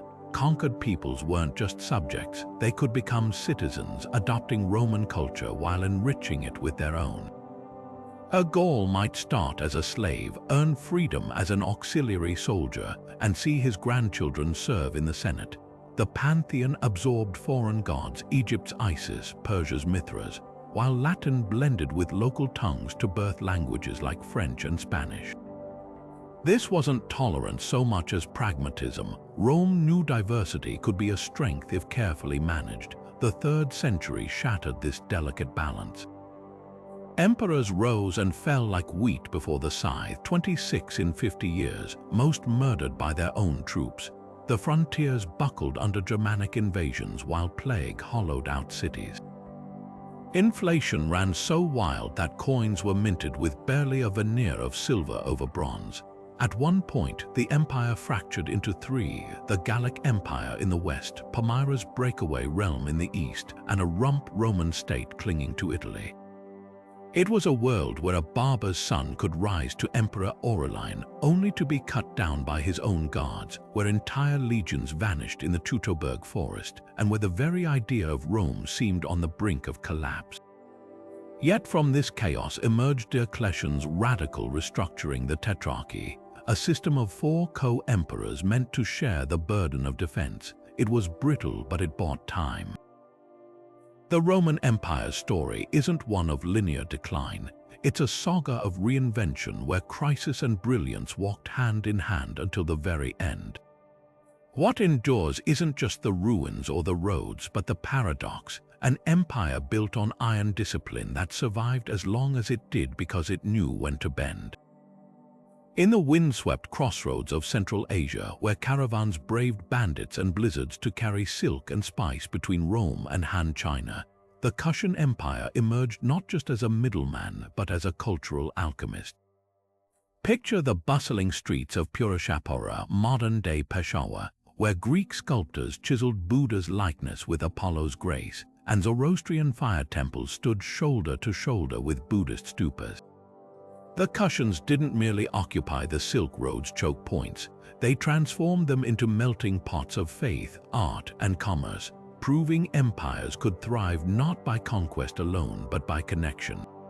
At the heart of this synthesis stood Kanishka the Great, a ruler whose coins bore inscriptions in Greek, Brahmi, and Bactrian, a trilingual testament to his realm's diversity. His reign around 127 CE marked Buddhism's explosive transformation from an Indian philosophy to a world religion. Under his patronage, the Fourth Buddhist Council convened, debating doctrines that would ripple across Tibet and China. But Kanishka's genius lay in his artistic vision. Gandharan artists trained in Hellenistic realism gave Buddha human form for the first time, draping him in togas inspired by Roman statuary and crafting his curls like the waves of Greek gods. These weren't mere statues, they were theological revolutions in stone, blending Mediterranean aesthetics with Indian spirituality to create a visual language that still defines Buddhist art from Kyoto to Kathmandu. The Kushan economy hummed on a currency of cultural exchange. Gold dinars struck with Kanishka's likeness circulated from Alexandria to Loyang, their weight standardized to match Roman ore. Along the Silk Road's northern spur, Kushan caravanserais offered rest to merchants trading Chinese lacquerware for Mediterranean glass, while tax collectors kept meticulous records in Prakrit and Aramaic. Their capital at Mathura became a hub for cotton and indigo, where Indian mathematicians refined the numeral system that would later evolve into Arabic digits. Yet the empire's true wealth was intangible, the safe passage it guaranteed through the Hindu Kush's treacherous passes, a service so vital that both Rome and Han China treated Kushan envoys as near equals despite never meeting face to face. Kushan's decline came not with a bang but a slow unraveling. Sasanian Persia encroached from the west while Gupta India rose in the east. By the 3rd century CE, their once vast realms splintered into city-states, their legacy absorbed by successors who borrowed their art but forgot their name. Today, few outside academia recall the Kushans, yet their fingerprints endure in every Buddha statue's Greco-Roman profile, in the Sanskrit texts preserved by their scribes, and in the template they set for multicultural empires. They prove that greatness isn't always measured in territory or battles won, but in the invisible threads woven between civilizations, threads strong enough to bridge continents and centuries. The desert winds howled through the ruins of Ctesiphon as Ardashir I raised his sword from the bloodied corpse of the last Parthian king, a moment that didn't just mark a change of rulers but the rebirth of Persia itself. The Sasanian Empire surged forth not as another kingdom, but as a fiery revival of Zoroastrian orthodoxy, where the sacred flames of Atagushnas burned eternal, and kings styled themselves as Shahanshah, King of Kings, with a divine mandate straight from Ahura Mazda. This wasn't merely a political shift, it was a cultural reckoning. The Parthians' loose feudal tapestry was replaced by a centralized theocracy, where Mobad's Zoroastrian priests wielded influence rivaling the nobility, and the Avesta's hymns guided statecraft as rigorously as tax ledgers. Few embodied this resurgence like Shapur I, a monarch who didn't just defeat Rome, he turned emperors into footnotes of humiliation. In 260 CE, his armies trapped Valerian near Edessa, a disaster so complete it shattered Roman invincibility. Ancient accounts describe the aftermath with grim theatrics. Valerian, the first and only Roman emperor captured alive in battle, forced to kneel as a human footstool for Shapur's mount. But the real insult came in Shapur's monumental inscription at Naksh-e-Rustam, where he boasts of annihilating 60,000 legionnaires and seizing so much gold that the land of Persia was enriched. This wasn't just victory, it was psychological warfare etched into rock for eternity. The Sasanians didn't just want Rome's wealth, they wanted its pride. Yet for all its martial glory, the Sasanian court was a spectacle of refinement that left Byzantine ambassadors breathless. The throne at Ctesiphon sat beneath the Tak Kasra, an arch so vast its shadow could swallow entire delegations. Silver plates showcased kings' hunting lions with jewels for eyes, while poets like Barbad composed melodies for harps that legend says could mimic thunderstorms. Even their bureaucracy dazzled seal rings stamped orders onto clay tablets with efficiency that would have made Darius proud, but beneath the gilded surface lurked tensions. The empire's rigid caste system, with priests and warriors atop, clashed with merchant elites growing rich from the Silk Road. And then there were the heretics, Manichaeans preaching dualism, Nestorian Christians fleeing Byzantium, and Mazdakites demanding radical equality, all testing the Zoroastrian orthodoxy's grip. Then came the storm no silk or silver could repel. In the 7th century, Arab riders emerged from the wastes, their battle cries of Allahu Akbar carrying the weight of revelation. At Qadisiyah in 636, the Sasanian Decode records elephants trumpeting in panic as Bedouin warriors, hardened by tribal wars, exploited Persia's exhaustion from decades of Byzantine conflict. Ctesiphon fell, its treasury looted, and the last Shahanshah, Yazdijah III, fled eastward until a miller's knife ended his line. What took centuries to build collapsed in a generation, not because of weakness, but because the world had changed beneath Persia's feet. The Arabs brought not just swords, but an one that rendered the old fire temples obsolete.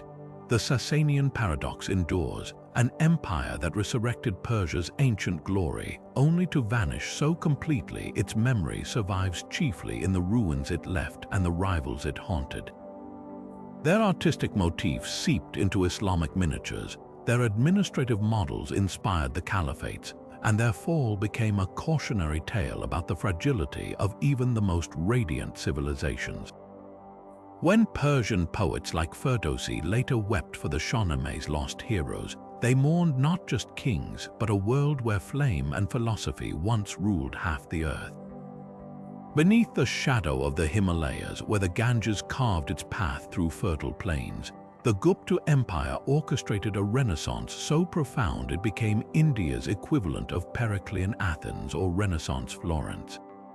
This wasn't just a dynasty, it was an explosion of intellect and devotion, where mathematicians calculated pi to 4 decimal places while poets penned verses to gods who walked among mortals. Chandragupta I's coronation in 320 CE marked more than a political shift. It heralded an era where Hindu cosmology met cutting-edge astronomy, where temple sculptures pulsed with life, and where a decimal system conceived in Gupta India would one day circle the globe as the numerals we use today. At the heart of this brilliance lay a paradox: power dispersed like monsoon rain. Unlike the Maurya's iron-fisted centralization, Gupta rulers governed through a mosaic of local alliances. Provincial kings, called Maharajas, swore fealty to the Maharajadharaja, king of kings, but retained startling autonomy, minting coins, raising armies, even conducting foreign trade. This wasn't weakness, it was strategic flexibility. When Chinese pilgrim Faxian visited in the 5th century, he marveled at cities free from violent crime, where Buddhist monasteries and Hindu ashrams thrived side by side. The Guptas didn't need micromanagement, their cultural magnetism bound the realm together. Patronage became their currency. Nalanda University bloomed into the ancient world's premier intellectual hub, while at Ajanta, artists transformed volcanic cliffs into cascades of frescoes depicting lotus-eyed bodhisattvas and lovers entwined in sacred embrace. Then there was Kalidasa, the Shakespeare of Sanskrit, whose plays like Abhainanasakuntalam, the recognition of Shakuntala, wove eroticism, destiny, and divine intervention into tales that still define Indian storytelling. His similes, lips like bimba fruit, a waist slender as a sacrificial altar, weren't mere decoration. They encoded Vedic cosmology into poetry, but Gupta genius wasn't confined to the arts. Aryabhatta, working from an observatory in Pataliputra, posited that Earth spun on its axis centuries before Copernicus, while his Kataka method for solving equations foreshadowed algebra. The concept of zero evolved from a placeholder to a mathematical entity under Gupta-era scholars, a leap that made calculus possible a millennium later. Even medicine advanced. Sushruta's texts detailed cataract surgeries using curved needles, a technique still practiced in modified form today. Yet the empire's Hindu revival carried an undercurrent of tension. While the Guptas tolerated Buddhism and Jainism, their patronage of Puranic Hinduism reshaped the subcontinent's spiritual landscape. Bhakti movements elevated Vishnu and Shiva as supreme deities, their myths immortalized in temple carvings from Udayagiri to Diaga. The Iron Pillar of Delhi, erected by Chandragupta II, stands rust-free after 16 centuries, a metallurgical marvel inscribed with praises to the war god Kartikya. This religious fervor wasn't just piety, it was soft power, binding diverse territories through shared mythologies. The cracks began with whispers from the northwest hoofbeats of the Huna Hephthalite horsemen, nomadic warriors whose brutality rivaled Attila's Huns. Initially checked by Skandagupta's forces in 455 CE, the Hunas returned in waves, sacking cities and severing trade routes. Unlike earlier invaders, they didn't assimilate. They pillaged Gupta to India's decentralized wealth but lacked the bureaucracy to sustain it. As provincial governors turned warlords and Nalanda's libraries burned, the empire fragmented into regional kingdoms. By mid-6th century, the Guptas ruled in name only, their coins replaced by crude imitations struck by tribal chiefs. What makes the Gupta collapse so poignant is how much survived it.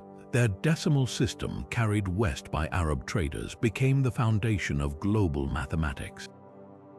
Kalidas's plays inspired Southeast Asian epics like the Ramakien, while Hindu temple architecture evolved directly from Gupta prototypes. Even the Hunas, having shattered the empire, eventually adopted its culture, their rulers issuing coins imitating Gupta dynasts. The lesson isn't just in how empires fall, it's in how their ideas, like seeds scattered by storms, can take root in unexpected soil. The Guptas proved that political unity might be fleeting, but a cultural renaissance, once unleashed, becomes immortal. The plains of Hungary still seem to echo with the thunder of hooves, a sound that once sent entire civilizations scrambling behind their walls. The Hunnic Empire wasn't built on cities or laws, but on sheer, distilled terror, a whirlwind of leather-clad horsemen who appeared from the eastern steppes like a force of nature. At its center rode Attila, a man so feared that Gothic refugees fleeing his advance inadvertently triggered the chain reaction that would topple Rome itself. But who was the real Attila beyond the scourge of God propaganda? Contemporary Roman accounts paint him as a monster who drank from cups fashioned from enemy skulls, while later Christian chroniclers cast him as divine punishment for a sinful empire. The truth, as always, lies somewhere in the dust kicked up by his horses. Attila's power stemmed from two things: psychological warfare and revolutionary cavalry tactics. His armies moved with eerie speed, covering up to 60 miles a day, a pace that left Roman scouts gasping in disbelief. Each rider had a string of spare horses, allowing them to switch mounts and maintain relentless pressure. Their signature weapon, the composite bow, could punch through armor at 200 yards, while their feigned retreats lured disciplined legions into deadly ambushes. But Attila's true genius was in perception. He cultivated an aura of invincibility, spreading rumors that the sword he carried was the lost weapon of Mars himself. When he besieged Constantinople, he didn't just demand gold, he forced the Eastern Roman Emperor to kneel in the mud and pay him to leave. The message was clear: even emperors could be broken. The climax came at the Catalonian plains in 451, where Attila faced a coalition of Romans and Visigoths. This wasn't just a battle, it was a collision of worlds.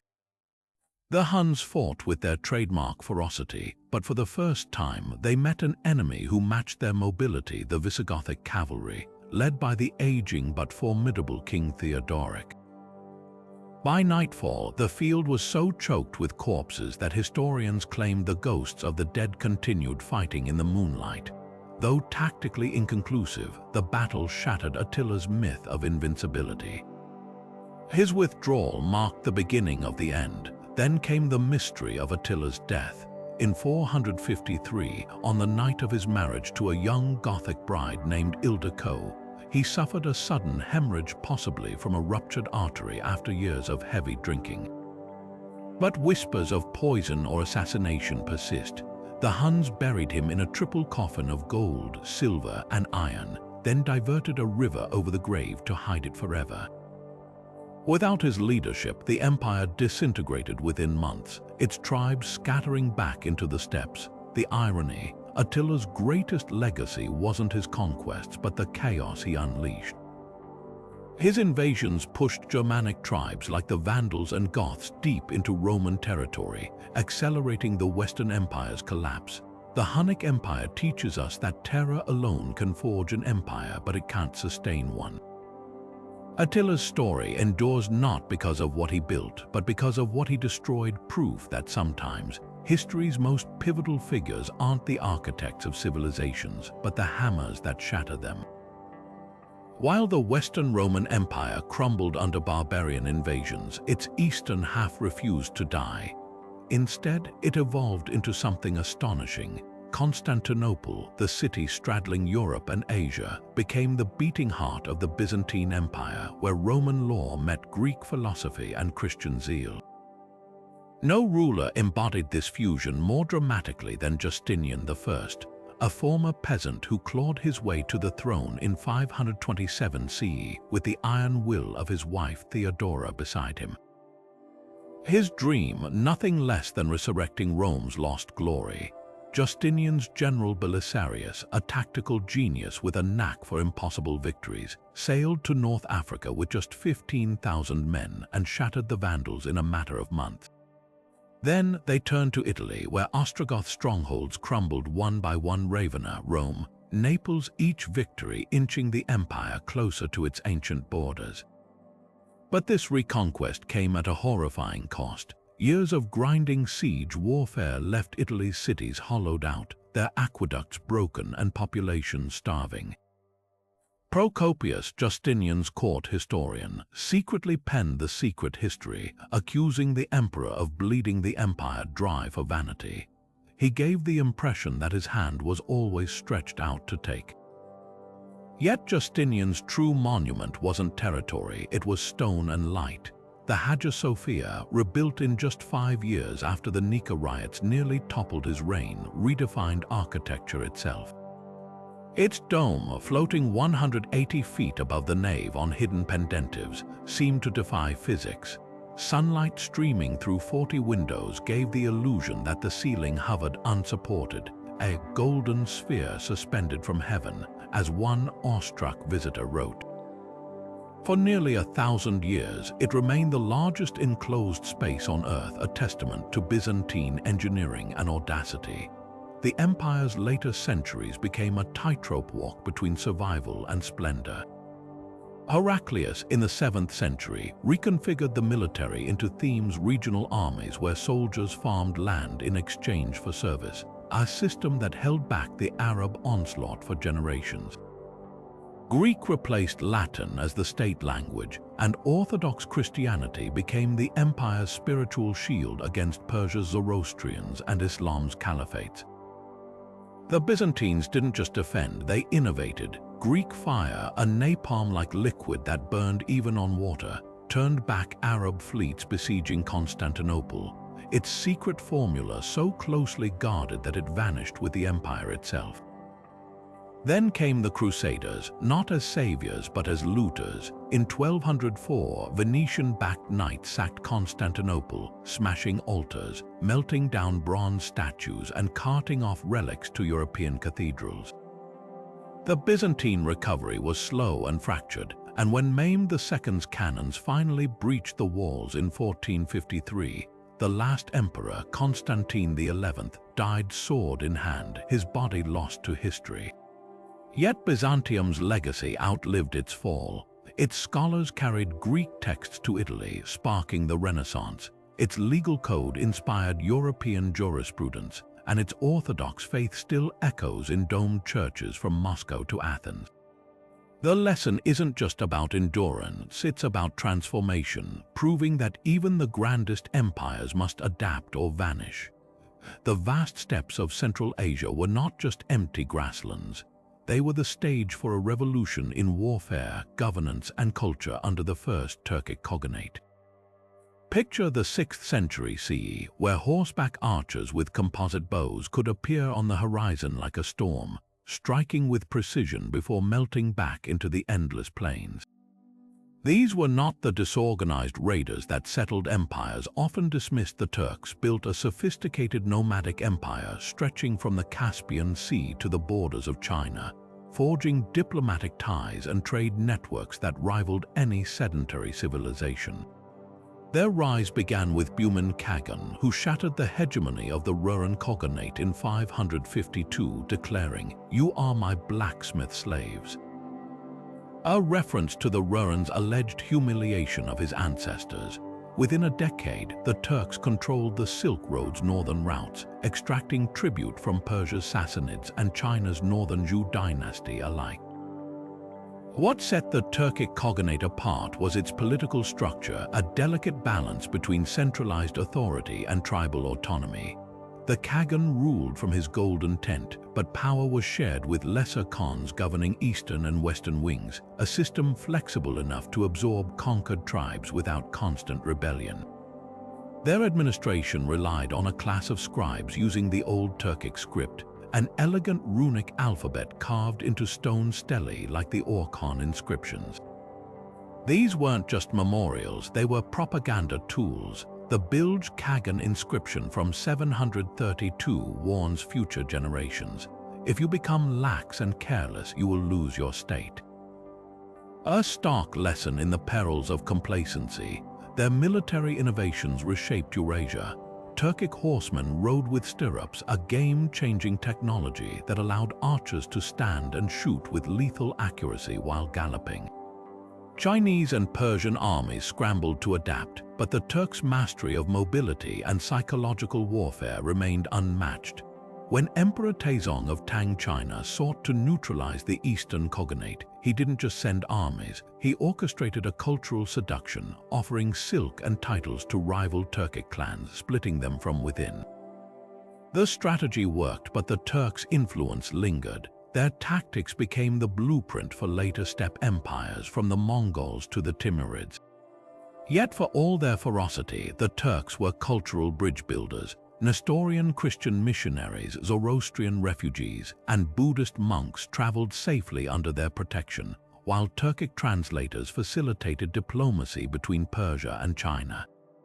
Their artisans crafted gold belt buckles depicting wolves, the mythical ancestors of their people, with an artistry that belied their barbarian reputation. Even their decline was transformative. After factional strife split the Khaganate into eastern and western halves in the late 6th century, the Western Turks became key players in the Arab-Muslim conquests, while the Eastern Turks eventually yielded to the Uyghurs.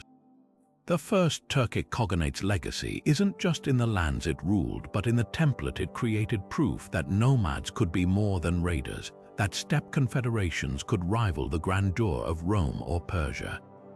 When modern Kazakhs and Kyrgyz trace their roots to the Ashina clan, or when scholars decipher runes telling of long-dead Khagans, they're touching the living echo of an empire built on horse hooves and iron will. High on the windswept plateaus of the Himalayas, where the air grows thin and rivers carve deep gorges through the roof of the world, the Tibetan Empire emerged as an unlikely superpower, one that would rewrite the balance of Asia in the 8th century. This wasn't just a kingdom of nomadic herders, it was a sophisticated state that forced the mighty Tang dynasty to pay tribute, reshaped the spiritual landscape of Eurasia, and pioneered a system of rule so unique it blended monastic piety with military might. The empire's founder, Songtsen Gampo, didn't just unify Tibet's fractious clans, he turned Lhasa into a crossroads of cultures, marrying Tang and Nepalese princesses who brought Buddhist scriptures as dowries. Their influence would transform Tibet from a land of mountain gods and blood sacrifices into a beacon of Buddhist learning. What set Tibet apart was its fusion of monastery and barracks. The empire's elite were warrior monks trained in both scripture and swordplay, who governed through a network of fortified temples called dzongs. These weren't just places of prayer. They were bureaucratic hubs where scribes kept records on leather scrolls and generals plotted campaigns under the watchful eyes of bodhisattvas. The system reached its zenith under Trisong Detsen, who invited the famed Indian monk Padmasambhava to tame Tibet's demon-haunted lands. Together, they built Samai Monastery, a cosmic mandala in stone where monks debated philosophy while imperial troops drilled in courtyard. This dual identity, spiritual and martial, allowed Tibet to punch far above its weight. When Arab armies reached its western borders in the 8th century, they found not easy prey, but a disciplined force that harnessed the high-altitude terrain as a natural fortress. Tibet's grip on the Silk Road's southern routes made it staggeringly rich. Control over the Karakoram passes meant taxes on everything from Chinese silk to Persian lapis lazuli flowed into Lhasa's coffers. But the empire's true currency was cultural influence. Tibetan scribes adapted the Indian Brahmi script to create a written language capable of translating Buddhist texts, while artists blended Nepalese and Chinese styles into swirling thankas that told sacred stories in pigment and gold. Even warfare took on a spiritual dimension. Their soldiers carried prayer wheels alongside swords, believing mantras could turn arrows into instruments of karma. Then came the empire's paradoxical decline. Rapid expansion strained resources, while doctrinal disputes between Indian and Chinese Buddhist factions fractured unity. A civil war between monks and nobles in the 9th century left the dzongs in ruins and the empire fragmented into rival fiefdoms, yet Tibet's legacy endured in unexpected ways. The Mongolian Khans later adopted Tibetan Buddhism as their state religion, and the Dalai Lama system evolved directly from the empire's fusion of politics and spirituality. Today, when pilgrims circle the Jokhang Temple in Lhasa, they walk in the footsteps of an empire that proved mountains could be more than barriers, they could be the foundation of a civilization. The desert winds carried not just sand but revolution as the Umayyad Caliphate transformed Islam from a spiritual movement into history's fastest-growing empire, a realm so vast it made Rome look provincial. Emerging from the chaos of early Muslim civil wars, the Umayyads took the caliphate in 661 and within decades stretched its borders from the Atlantic shores of Morocco to the Indus River's edge. Damascus, their capital, became the heart of a superpower where Arab tribal elites wielded power with an iron grip, turning former Byzantine and Persian provinces into cogs in a machine fueled by conquest and cultural assertion. What set the Umayyads apart wasn't just their military might but their unapologetic Arab chauvinism. Converts to Islam, whether Persian bureaucrats or Berber warriors, found themselves relegated to second-class status as mawali, forced to pay the jizya tax even after embracing the faith. Arab governors monopolized high offices while the treasury siphoned wealth from Egypt's wheat fields and Iberian silver mines back to Syria.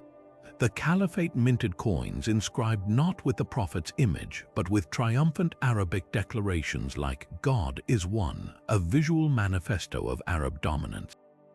Even architecture reflected this hierarchy. The Great Mosque of Damascus rose atop a demolished Christian cathedral, its mosaics depicting paradise not as a universal promise but as an Arab ruler's court, complete with flowing rivers and jeweled palaces.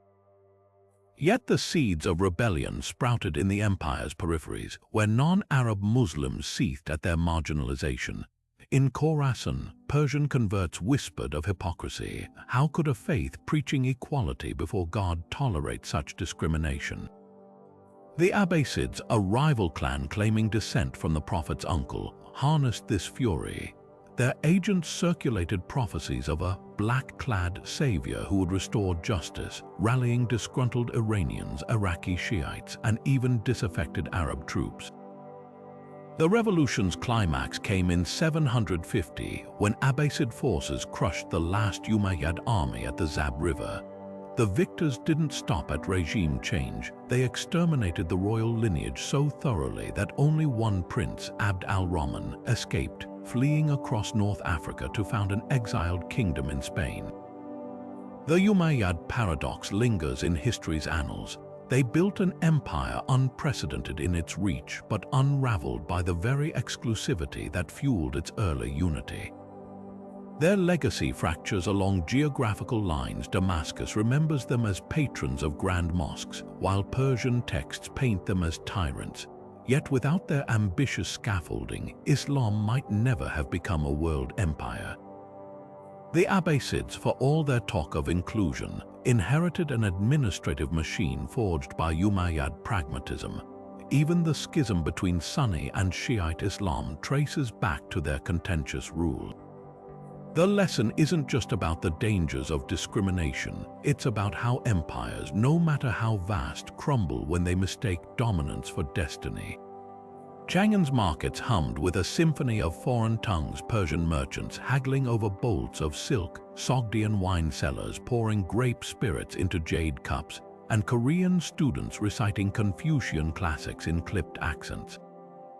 This was the Tang dynasty at its zenith, a golden age where China didn't just open its gates to the world but invited it in for dinner.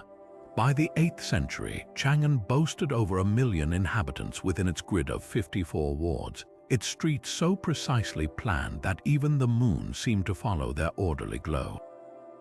The city's foreign quarters bristled with Zoroastrian fire temples, Nestorian churches, and mosques, a religious kaleidoscope unmatched anywhere on earth. Here, a Turkish general might dine on lotus root stew with a Han scholar, while a Uyghur dancer's sleeves fluttered to the tune of a Central Asian lute. The Tang didn't just tolerate diversity, they weaponized it, turning cultural exchange into imperial prestige. At the heart of this cosmopolitan machine lay the tributary system, a diplomatic dance where envoys from hundreds of states kowtowed before the Son of Heaven. But these weren't mere acts of submission, they were highly choreographed trade deals. Japanese missions might present exotic feathers and tortoise shell, only to depart with chests of Tang legal codes and Buddhist sutras. The Tibetans sent yak tails and gold dust, securing brides like Princess Wencheng, whose dowry introduced tea cultivation to the Himalayas. Even the Byzantians, those distant Fulan people, appeared in imperial records offering glassware and gold.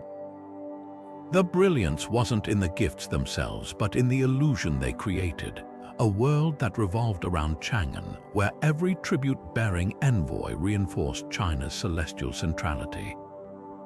Yet for all its political theater, the Tang's soul pulsed in its poetry. Lai Bai, the empire's drunken star, composed verses that blurred the line between mortal and mystic. Picture him swaying on a moonlit veranda, ink brush in one hand, wine flask in the other, scribbling lines like, "The birds have vanished into the sky / now the last cloud drains away." His words captured the Tang spirit, unbounded, romantic, tinged with melancholy. Alongside the sardonic Du Fu, who chronicled the suffering behind the empire's glitter, these poets turned verse into a national conversation. Their works were sung in taverns, painted on screens, even whispered by soldiers on the frontier. In an age without printing presses, poetry became the empire's shared heartbeat. Then came the rupture that would haunt China for centuries, and Lushan, a Sogdian Turkic general beloved by Emperor Xuanzong, turned his 500,000 troops against the throne in 755. The rebellion wasn't just a military crisis, it was an existential betrayal.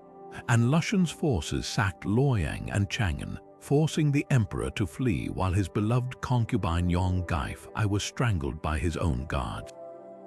The chaos lasted 8 years, leaving 36 million dead, a toll rivaling the world wars of the 20th century.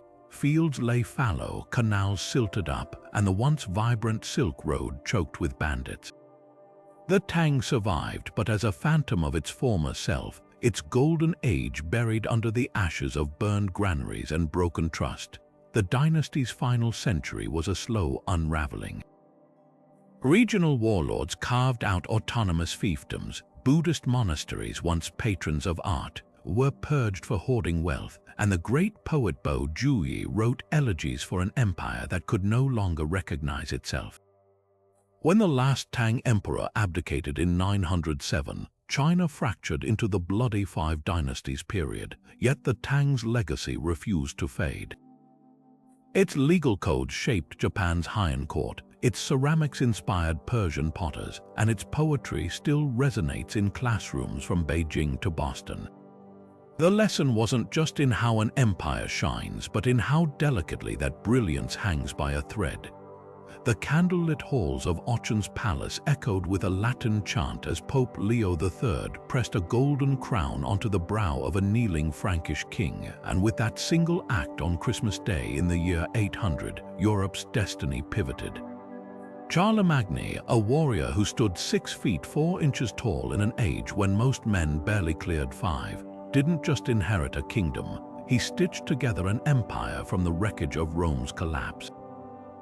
His Carolingian realm stretched from the Pyrenees to the Danube, a patchwork of tribes and traditions united not by marble forums but by parchment, sword, and the looming shadow of Viking longships. But that papal coronation, it was more than a ceremony, it was a seismic claim. By crowning Charlemagne, Emperor of the Romans, Leo wasn't just honoring a warlord. He was declaring that imperial authority now flowed through the Church's hands, binding throne and altar in a pact that would shape European politics for 1,000 years. Charlemagne's genius lay in his duality. He could slaughter Saxon pagans at Verdun, ordering the execution of 4,500 prisoners in a single day, then host scholars at his court to debate the finer points of Augustine's theology.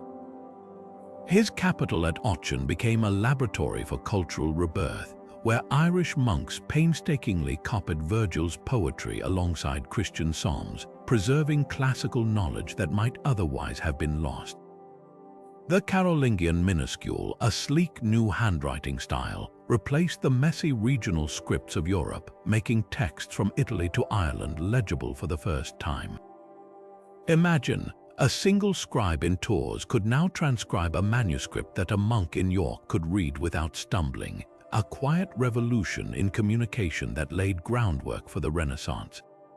Yet for all its splendor, the Carolingian Empire was brittle by design. Charlemagne ruled through personal loyalty, not bureaucracy, trusting his counts to govern far-flung regions. This worked while his iron grip held, but the moment he died in 814, the cracks yawned wide.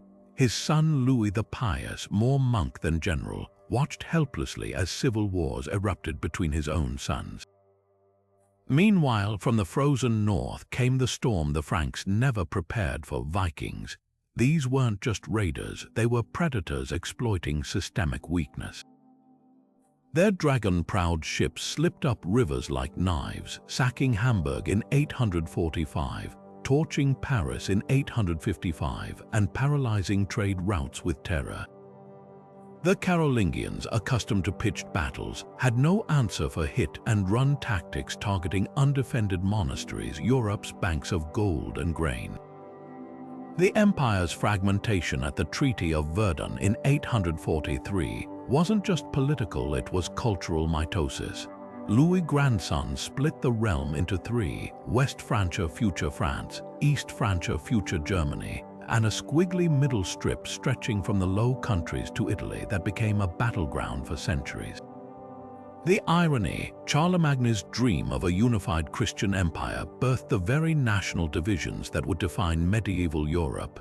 Even his imperial title, recycled later by Otto the Great as Holy Roman Emperor, became a hollow echo of his vision, a reminder that the brightest flames often cast the longest shadows.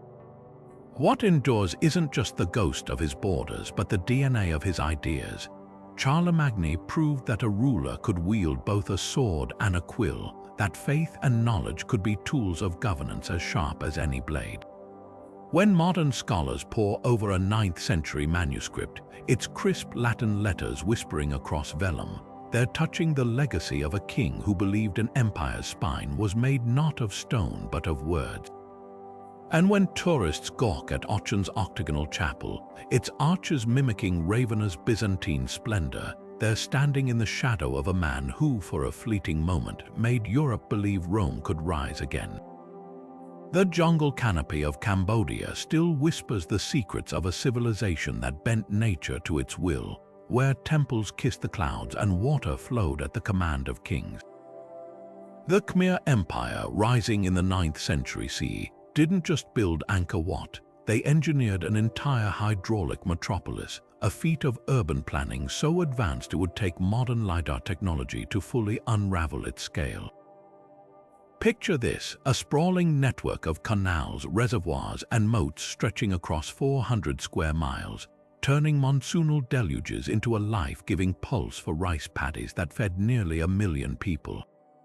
At its heart stood Angkor, a city larger than medieval Paris, where the gods of Hinduism and Buddhism coexisted on towering sandstone spires.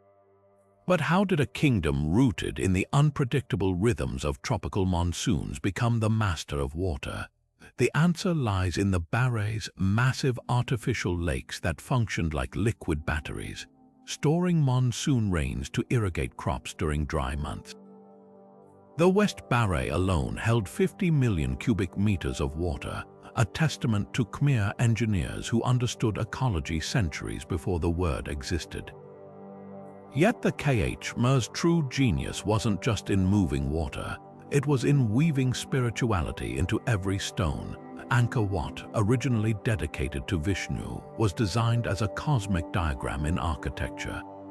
Its 5 towers mirrored Mount Meru, the axis of the Hindu universe, while its bas-reliefs chronicled everything from royal processions to the churning of the Milky Ocean. But here's the twist. By the 12th century, the same temple became a Buddhist sanctuary, its statues quietly reinterpreted as bodhisattvas. This wasn't conversion, it was syncretism, a seamless blending of beliefs where Hindu devatas' deities coexisted with Buddha's serene gaze. King Jayavarman VII took it further, commissioning the Bayon stone faces, serene, all-seeing visages thought to represent both the king and the compassion of Avalokiteshvara.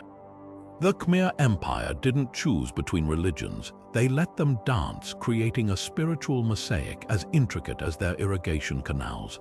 Then came the cracks in the empire's watery foundations. Scholars once blamed Siamese invasions for Angkor's 15th century fall, but modern archaeology tells a subtler tale. Pollen samples revealed deforestation as the Khmer's expanded rice fields, triggering erosion that choked their canals with silt. Isotope analysis of Angkor's reservoirs shows periods of devastating drought possibly linked to the Little Ice Age that left even the mighty Barrets parched. The final blow, their hydraulic system, once a marvel, became a trap. As elites prioritized temple moats over farm canals, the delicate balance between urban grandeur and rural sustainability snapped. Peasants fled waterlogged or barren fields, leaving Angkor's gods to face the jungle alone. Today, as sunrise gilds Angkor Wat's lotus-shaped towers, the lesson isn't just in the stones but in the soil beneath them. The Khmer Empire reminds us that even the mightiest civilizations are bound to the land that feeds them, and that the line between mastery over nature and vulnerability to its whims can vanish as silently as water through sand. The towering stone warriors of Chola still stand silent guard, their stiff postures and quilted armor hinting at an empire where warfare wasn't just a tool but a sacred duty. The Toltecs, emerging around the 9th century CE in the highlands of central Mexico, carved their legacy not just in stone, but in the myths that would later define the Aztec worldview. Unlike the Mayas' focus on celestial mathematics or Teotihuacan's enigmatic theocracy, the Toltecs were Mesoamerica's first true militarized state, blending brute force with a spiritual cult that revered the feathered serpent Quetzalcoatl as both god and king. At the heart of their power lay Chala, a city of stark contrasts. Its central plaza featured the iconic Atlantean columns, massive basalt figures believed to represent warriors or perhaps even the god King Quetzalcoatl himself. These sentinels, clad in butterfly-shaped chest plates and armed with atlatls, spear throwers, symbolized a society where martial prowess and divine authority intertwined. Recent excavations reveal workshops overflowing with obsidian blades and ceramic armor scales, suggesting Chala wasn't just a ceremonial center but an arms factory fueling expansion. Yet for all their militarism, the Toltecs were master craftsmen. Their artisans produced exquisite turquoise mosaics and fine orange pottery traded as far away as the American Southwest. The line between history and myth blurs when it comes to the Toltecs' collapse. Aztec chronicles, written centuries later, tell of a civil war between factions loyal to Quetzalcoatl and those who worshipped the darker god Tezcatlipoca. According to legend, Quetzalcoatl, a priest-king opposed to human sacrifice, was driven from Chala after a trick involving pulque, a fermented drink, and scandal. He vowed to return from the east, a prophecy the Aztecs later twisted when Cortés arrived, mistaking the Spanish for Quetzalcoatl's avatars. Archaeology tells a grimmer tale. Evidence of burned palaces, defaced statues, and a sudden drop in population around 1200 CE points to internal revolt compounded by drought and nomadic incursions from the north. What makes the Toltecs pivotal isn't just their own achievements, but their outsized influence on later civilizations. The Aztecs, who rose 3 centuries after Chala's fall, spun Toltec lore into propaganda, claiming descent from their elite to legitimize their rule. They copied Toltec art styles, adopted their warrior ethos, and even looted Chala's ruins for relics to display in Tenochtitlan's temples. The Maya of Chichen Itza, far to the east, seemingly imported Toltec motifs. Their own feathered serpent columns and ball-court reliefs of decapitated players eerily mirror Chala's iconography. Were these direct conquests cultural diffusion or deliberate myth-making? The debate rages, but one truth remains: the Toltecs became more powerful in memory than they ever were in life. Their ultimate lesson lies in the fragility of hybrid regimes.